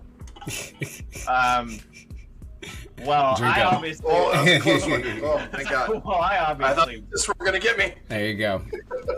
There you go. All right. Well, So pale, Jesus, it's terrible. before we finally wrap up here, we do have a couple of rapid fire questions. So if you're ready, Yeah, boss. we're do gonna it. hit you with these real quick. All right. I'm gonna start us off. Marvel or DC? Marvel. Sav? Unless it's Vertigo. If it's Vertigo, always pick Vertigo. Okay. Good distinction. Star Wars or Star Trek? It's Star Trek. It's like, how is it even... George Lucas is a pompous ass, and the latest trilogy was better, but it wasn't planned. It's What? always Star Trek. If you can Picard, you should Picard. Fight me in the comments below. Whew. Spicy takes here. Board game Fucking night. fight me, man. Board game night or LAN party? Oh God, I would. I knew literally this one was gonna murder hit you. for a LAN party. Mm-hmm. Okay. Fuck. Okay. I knew my audience when I asked this question. God, you know what? LAN party, but only if it's too hot, it's in a shitty basement of a school or your mom's house, and you have to literally hardwire everything, and it fails at least once an hour for no discernible reason. And then it's LAN party all the way. There you go. Mountain Dew and cheese puffs. Let's go. Oh yeah. If I can see the keys on my keyboard, I haven't landed correctly. Right. Movie theater or binge watch couch at home? Drive-in. Okay. Best of all Okay. worlds. Drive-in. Okay. 100% drive-in. Okay. Okay. There is a Yeah. third option. You found it. I'm just saying. Liquor A or lot of beer? Motherfucker, I'm a certified sommelier. I will not pick. You can't make me. I worked too hard to be this pretentious. So, I'll tell you what. I'll say, if it's wine, it's Malbec. I love Malbec. The cheaper, the better. If it's yeah. if it's beer, I'm such a basic bitch. If it's beer, it's going to be a Hefeweizen, ideally Paulaner, although Live Oak here in Texas is incredible. Or a Bruzzi. God, I love a Bruzzi. It's just this cheap, shitty, sparkling Italian until you try it and you're like, oh my God, this is delicious. Like, this is incredible. That's how I like all my Italians. Cheap, shitty, and sparkling. There you go. Spirits, beer, wine, all of it is best shared with people who love it and love you. So do what you like. There you go. There you go. What a note to cap the night on. Well, Here's to that. thank you so much, Stan, for joining us. I've already finished my beer, so I need to get another one. Thank you so much, Stan, for joining us. We're gonna drop your LinkTree in the comments and everywhere where we can. But where can everybody find you? Just if they're listening to you around, where's a good place to get in touch with you? So if you go to just dadbodied.com, so DADBODIED.com, that's probably the fastest, easiest way. The name of the store we're going to be opening, working title, we're probably going to go with it, is going to be The Deserving Mark here in Buda, Texas. So that's just south of Boston. Very cool. The catchphrase, this is so The Deserving Mark is my wife. Mm-hmm. Catchphrase my business partner Jill came up with was based on our D&D game in which our friend Gina literally robbed her brother. Mm-hmm. Well, you weren't paying attention. You weren't going to miss your gold anyway. So our actual fucking motto is you weren't going to miss your gold anyway. That's cute. Very cute. Very cute. But yeah, that'll be opening there again. Fingers crossed. Either shortly after or right before Halloween this year. And then you can catch us on Twitch. We stream primarily on Monday, Wednesday, and Friday at Approachable Dad Bods. I know it's a mouthful, but you know. So if you want to go and hear bad jokes, I got it. yeah, you want to hear bad jokes and watch obnoxiously good paper modern play. Like obnoxiously good. Like All the time. Yeah, if you ever want to check it out and you want the actual feel of an LGS in the background, like feel free to turn it on. We're always happy to have more viewers. So absolutely. Well. TCGplayer.com. Dad Bodied. That is the actual name of the store. So it's Dad and then space Bodied. So right now we don't have anything listed because we're getting ready to open the store, but we will. And if you go check there, I'm going to humble brag for a minute. It's not a coincidence. I think we're coming up on 6,000 5-star reviews with literally not a single piece of negative feedback. So there you go. There you go. There you go. All right. Well, thank you so much, Stan, for joining us today. It was really interesting getting to know everything about Dad Bodied Gaming and everything, all this great Magic the Gathering conversation. Yeah, thanks for joining us, man. It was great having you. Love it. Thank you so much. It was really absolute pleasure, Ryan. Thank you so much. This could have been a 5-hour interview, but our viewership will not. Hey, I am that long-winded. And there we go. Well, that was a great interview with Dad Bodied Gaming. Sorry. I am picking up. Oh. I'm hearing an echo. Sorry. Oh, that's me. It's my fault that I'm hearing an echo. Anyway, talk about cameos. That was a great one by Dad Bodied Gaming, guys. Really great interview. Sav and Dodd, thanks for taking that. And thanks for doing it. Really. I think that was a lot of fun. It was awesome to hear about, all the cool stuff that they're working on. So yeah, it was super fun. And please, everybody, go drop a like and follow to Approachable Dad Bods, their Twitch channel. It's absolutely fun. Turning on some of their MTG videos, it just like in the background, like in some of their VODs and stuff, it's like really fun ambient background noise at the very, very least, if not very educational. Which I think every Twitch stream aims to be, right? So I endeavor to be your comfort white noise. Exactly. But this week we actually wanted to take the time to rank our top 10 cameos of all time. Cameos have been tickling the casual movie watcher and geeks alike for ages. This could have been seen as an Easter egg in a way, but we've done a top Zen on that before. So tonight we kind of wanted to look at our top Zen cameos in movies and video game shows and all that other geeky stuff that tickles our fancies. So strap in and expect the unexpected. This is Geek Life, and that is an expectation, right? But anyways, roll that intro.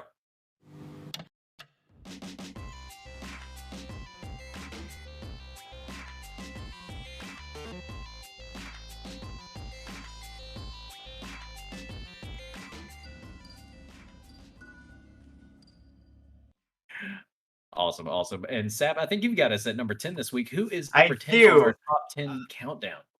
Number 10. Well, before we get too started, I do want to make a very important distinction when we came up with this list. Is that we wanted to choose celebrity cameos as opposed to character cameos. So, like, we're talking about celebrities just jumping in for the fun of a story, not like a character from another story integrating into another one. Because we realized it got a little confusing trying to pick out this list, and we finally hashed it out. But number 10. Most importantly, we have Dolly Parton from the Orville. One of my personal favorite people ever.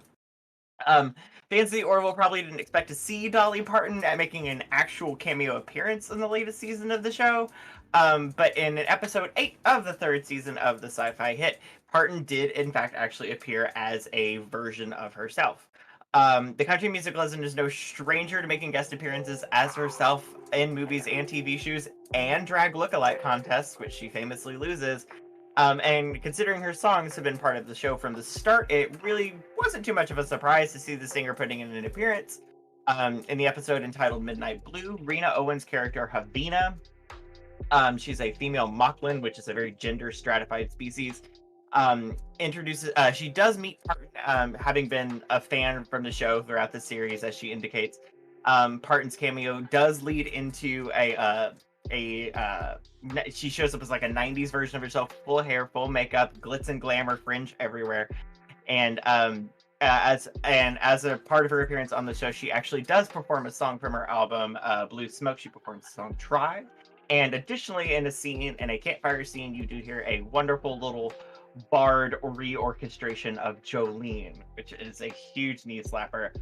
Dolly Parton just being an incredibly gracious both celebrity and like celebrity to her fans, and just being a part of it was a huge blast. You could tell she had so much fun.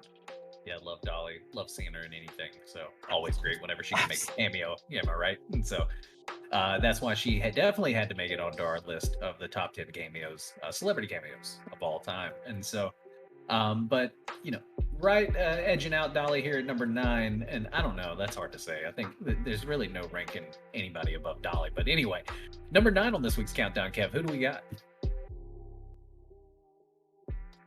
Oh, we have a muted Kev. Is what we have. Oh, not in Discord though. That's weird.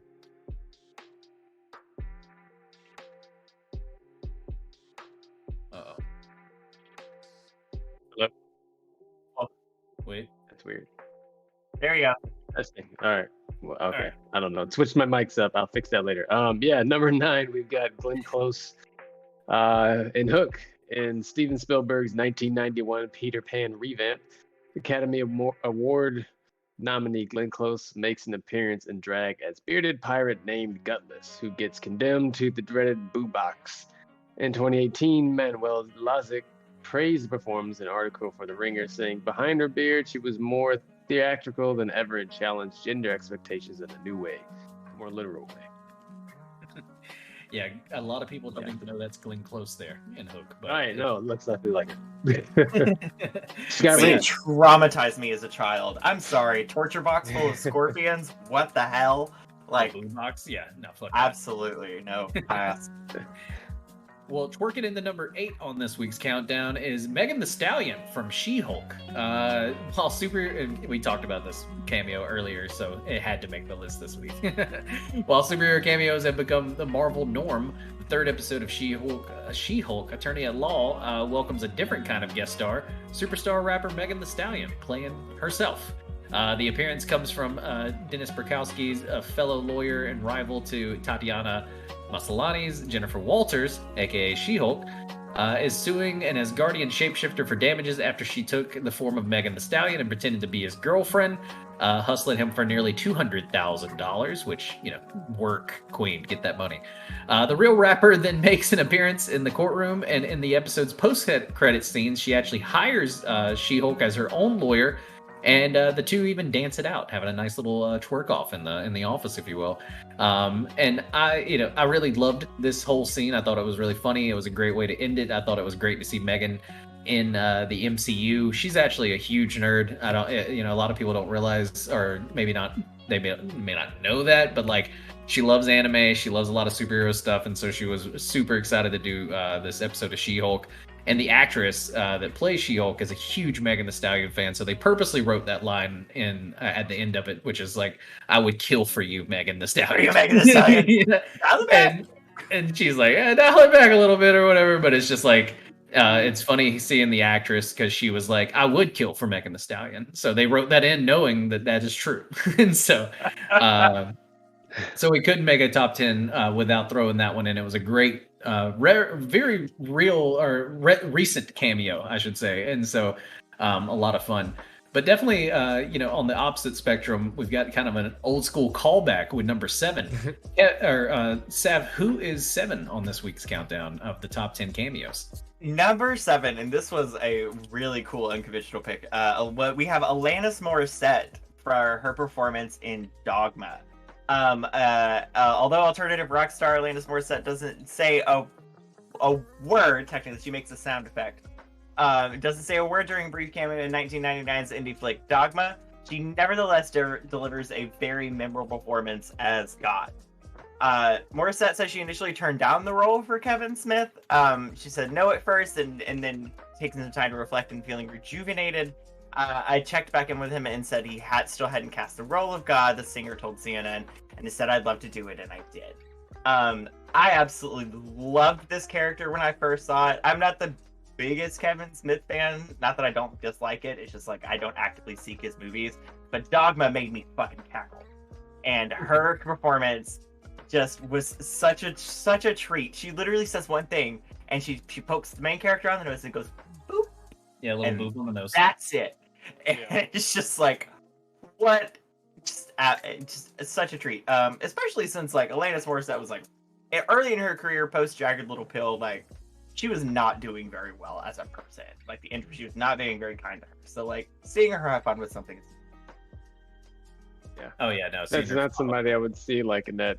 Well, I guess it makes sense, but yeah.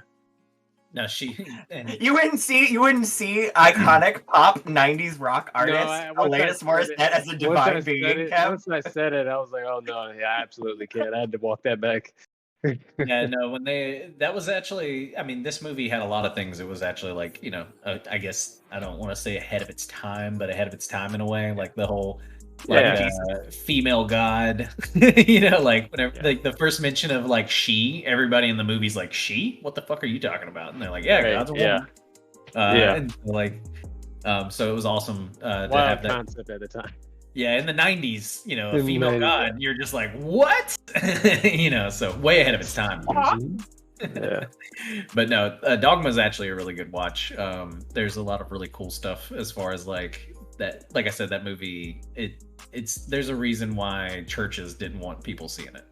They tried to cancel it. So, but speaking of churches trying to cancel them, or not really, because they didn't try to cancel anybody. But number 6 on this week's countdown is Bruce Campbell from Doctor Strange: Multiverse of Madness, and really could have put Bruce Campbell on here for any of Sam Raimi's movies. That dude makes so many cameos, and a lot of them are great, but none as great as this one, or well, probably not as great as this one. There are a few actors and director combos that associated with one another more than long-running creative relationships shared by Bruce Campbell and Sam Raimi. One that goes back almost 40 years, to be exact. So one of the biggest rumors surrounding the never-produced Spider-Man 4 was that Bruce Campbell would be playing Mysterio, which could explain all of his earlier Spider-Man cameos in a way. But even though the movie never panned out, Campbell did land a small role in Raimi's return to the superhero genre in 2022's Doctor Strange and the Multiverse of Madness as the Pizza Papa vendor on Earth 838. Campbell shows up right after Doctor Strange and America Chavez arrive in an alternate universe, and boy does he make the most of his time. When the Pizza Papa vendor calls out Earth 616, Doctor Strange from being an impersonator of his reality's version, who died in a battle of Titan, or died in the Battle of Titan. Strange casts a spell that leaves the poor man inflicting a great deal of pain on himself, like he was possessed, Ash Williams in The Evil Dead. The torment finally comes to an end in the post-credit scene when the vendor is freed from the spell after what appears to be a very long time. So, unfortunately, it looks like Doctor Strange put Pizza Papa into a loop of endless pain for a long time, and that's just not very heroic of him. So hopefully we'll get to see more of Bruce Campbell in what's been announced as Pizza Papa's Revenge, which is the new Disney Plus series announced at D. No, I'm just kidding. There's not. That'd be. I didn't know how far you were going to go with that joke. I didn't know how far. It was really alarming. The post-credit title card said Pizza Papa will return. Yeah, Pizza Papa will return, and it's Pizza Papa's Revenge. That's the name of it. He's going to actually be the overarching villain for the next couple of in Phase 4 of the MCU. So, Pizza Papa is actually Mephisto, confirmed. So are we doing Pizza Papa or Madison? Which one? They're the same. They're I've never seen them in the same place at the same time. They're the same. No, you're right. Pizza Papa actually transformed into Madison to get closer to Wong, so that he could then get closer to Strange, and it checks out. Yeah, and so yeah. Brain on Geeklife. Eat your heart out, fast. Broke it down right there. So. But as great as Pizza Papa is, he's not quite as great as number 5 on this week's countdown. Sav, who do we have at number 5 on this week's countdown? Oh my gosh, I'm so glad I got this one. Number 5, we have Brad Pitt in Deadpool 2.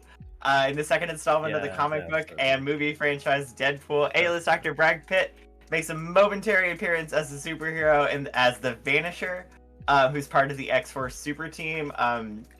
Anyone who's seen the show, we very briefly get a glimpse of him actually as Pitt. Because the character has invisible powers, the audience never actually sees him. However, in the scene where he's electrocuted, we get that little shot of his face as he's, internally incinerating from all the electricity coursing through his veins, like you do. And screenwriter Paul Wernick described Pitt agreeing to do the cameo as a pinch me moment, because I think. And this is unconfirmed rumor or possibly conjecture, but I think it actually started as a whole tongue-in-cheek joke between Brad Pitt and Ryan Reynolds. Brad's like, I'll never do a superhero movie. Ryan's like, I want just a little cameo, and he's like, just a little superhero movie. So Ryan Reynolds got to say he cast Brad Pitt in a movie because technically he did. Yeah, that's true. Playing chess while we're all playing checkers. Brad Pitt already played an iconic superhero once. A lot of people may not remember it. He was the Superman knockoff in Megamind. Anyway, I did not remember that. Speaking of Brad Pitt, just real quick, Bullet Train, pretty good movie. I mean, really? Check it out. Yeah, it looks fun. Yeah, it's got the guy who plays Paperboy and everything. And I love that Kick-Ass dude. Dude to play Kick-Ass. Bad Bunny's in it. A lot of cameos. Yeah, but really pretty good movie. Nice. Definitely have to check it out. Yeah. Well, speaking of great movies, really number 4 on this week's countdown is probably one of my favorites, and this cameo made it even all the better. But who do we have at number 4 on this week's countdown, Kev? At number 4, we've got my second favorite on this list, Bill Murray in Zombieland.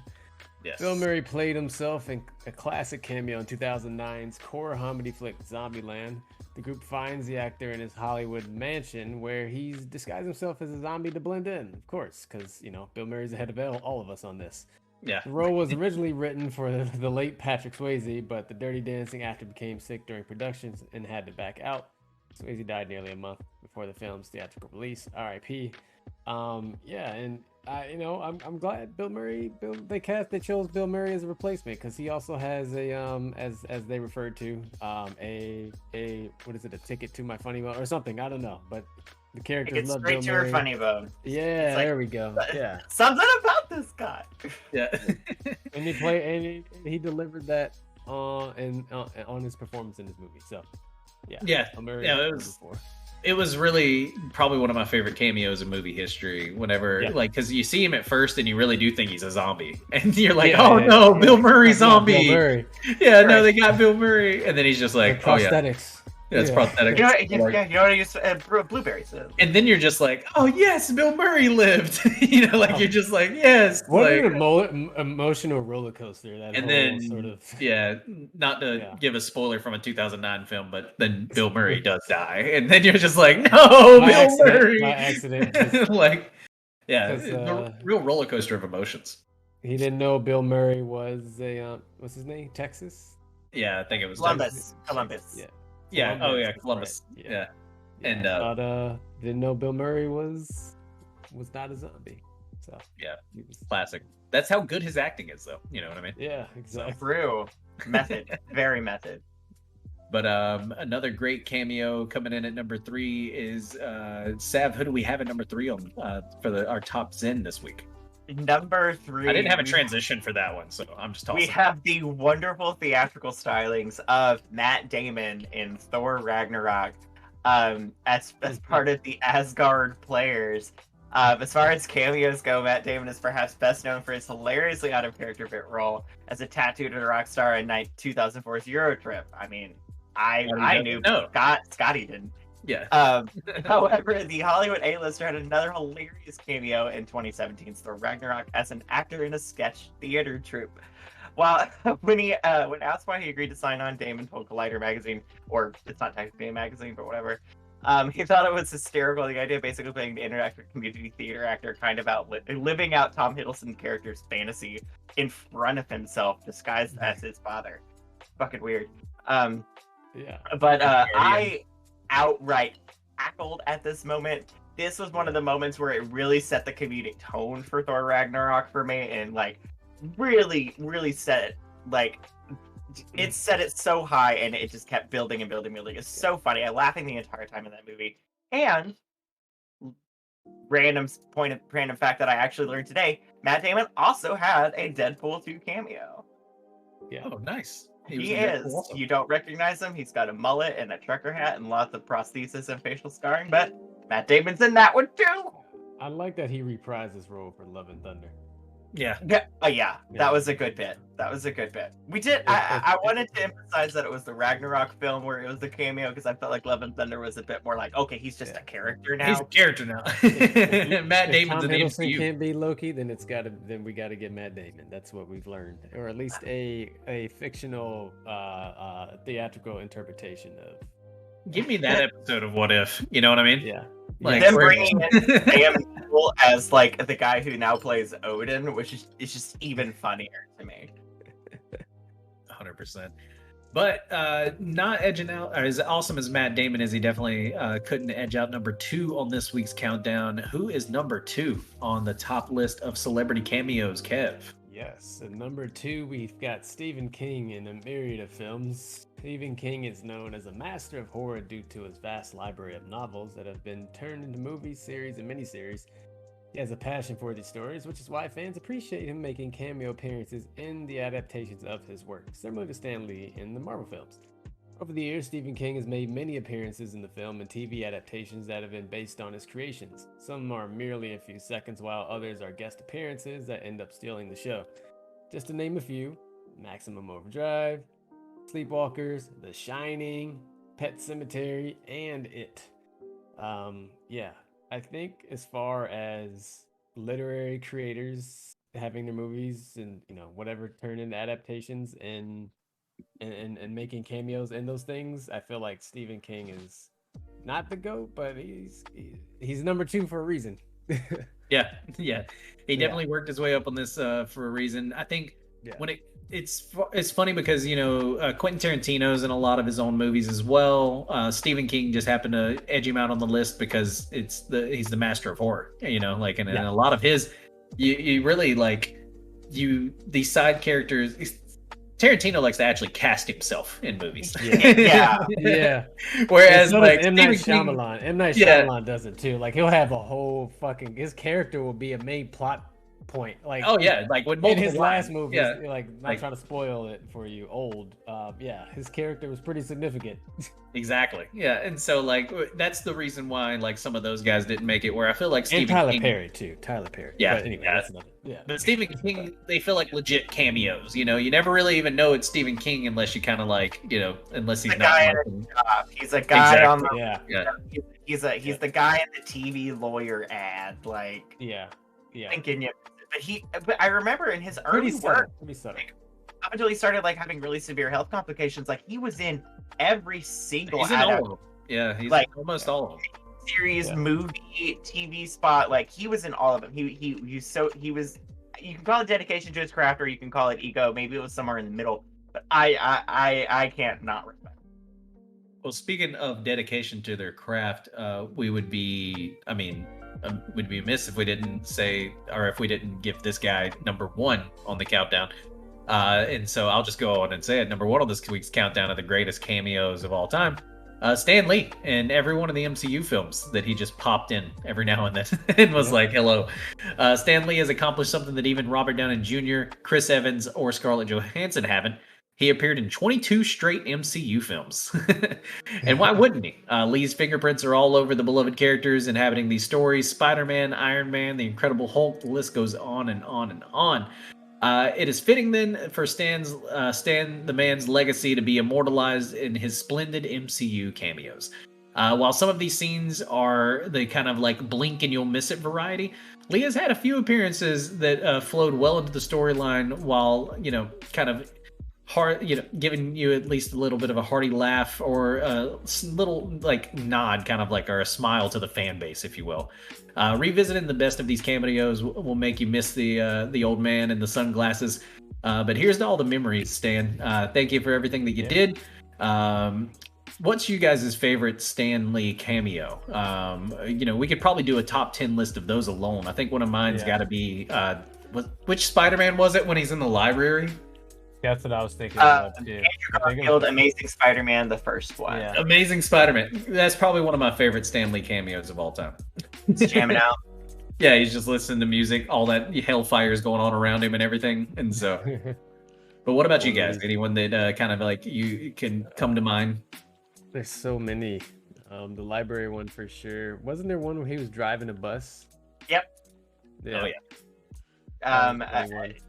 It's funny you mentioned that one because my favorite is I think it's post-credit scene for the first Guardians movie, maybe the second. Yeah, that's a good one. Where he's actually standing with one of the Watchers. He's standing with Uatu. And that's a good one too. He's going through. It's implied at this point that his character actually is a Watcher or something else. Because at Kiss he's going through and he's like, and this one time I was a FedEx guy, and this one time I was a bus driver. That one's really good because it does imply that the best one. Stan Lee is essentially like this like Nexus being, if you will, right? That's like you said, he's like one of the Watchers. I think like technically he's the creator, in a way. Yeah. Like so Stan Lee is the living tribunal. That's literal living tribunal. If the MCU doesn't end with them having to fight like a hulked out CGI'd Stan Lee, just fighting everybody, like what are we even doing this for? What have we been doing for 20 years? What are we even doing it? Like, if I don't get to go with my grandchildren to watch that movie, then it's not going to be worth it. But awesome. Well, I know that there's probably a shitload of honorable mentions we could have got into this week too, because cameos are obviously a thick boy to go through. But that's going to wrap it up for our top Zen list. Is there anything else you guys wanted to add? I mean, you're right. We had so many honorable mentions, and it was really hard narrowing down to, especially like in that middle group. You know how it is when we're building these lists. Like there's a lot of mud sifting we have to go through. But I think just a few of the ones that I had. I'm trying to find the list that I wrote. Like we've got like Elon Musk in Iron Man 2. He makes a brief appearance at the very beginning of the MCU before he starts to transition into like a good one. Full DC comic villainhood, because you both know what he looks like now. No, listen, boo, boo, Elon.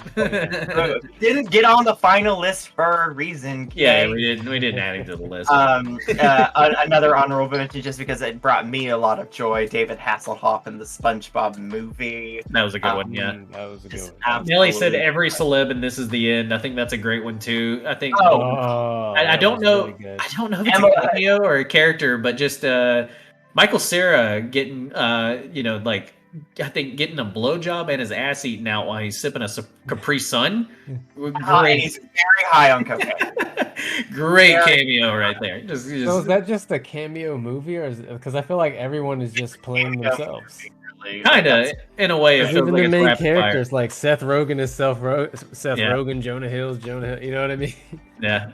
That's when there are some really good ones. I do remember Michael Cera being impaled by a traffic lamp, which is kind of hilarious. That's one of my favorite Seth Rogen movies. That's a great one. I might watch it. Emma Watson. I always get the Emmas mixed up.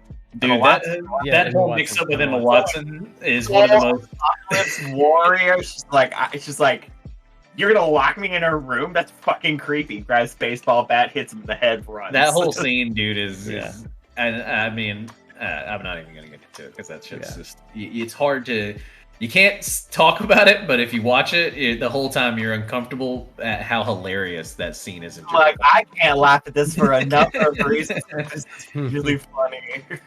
But Emma definitely held her own in that one. I think she'll win the apocalypse though. So, but that will about wrap it up for this week's episode of Geek Life. I hope you enjoyed it. I hope you enjoyed the interview that we had. Special shout out to Dad Bodied Gaming. That was an awesome. Thank you for taking the time and coming on the show and everything there. And special shout out too to Sav and Dodd for handling that interview. Always great to have some additional content. And as Sav said earlier on, we'll actually have that full interview on our YouTube channel. All of those links are in the link tree and all of that stuff that's down below. There's links to all of our social medias and stuff like that as far as if you want to go and watch any other Geek Life content. We've got a whole treasure trove of old episodes and other just little tiddly bits of fun shit that we've put together over the years. So definitely go check those out. Watch the shorts. They're so fun. Yeah, watch our shorts. As always, you can find us on Twitch, Twitter, YouTube, all of that good stuff. Most of the other stuff is on YouTube. So big shout out to our moderator, Littlest Nelly, and Caperdoodle. I know you guys have been in the chat. Thanks for everybody that showed up in the chat. And thanks to our producer, Dotson, behind the scenes for getting everything together. And Sav and Dodd both for crushing every fucking design in this week's episode. The designs were on point, boys. I'm not even lying. I think like some of them were just beyond phenomenal. Top Zen was great, but then that water cooler is one of my favorite images you ever made, Dotson.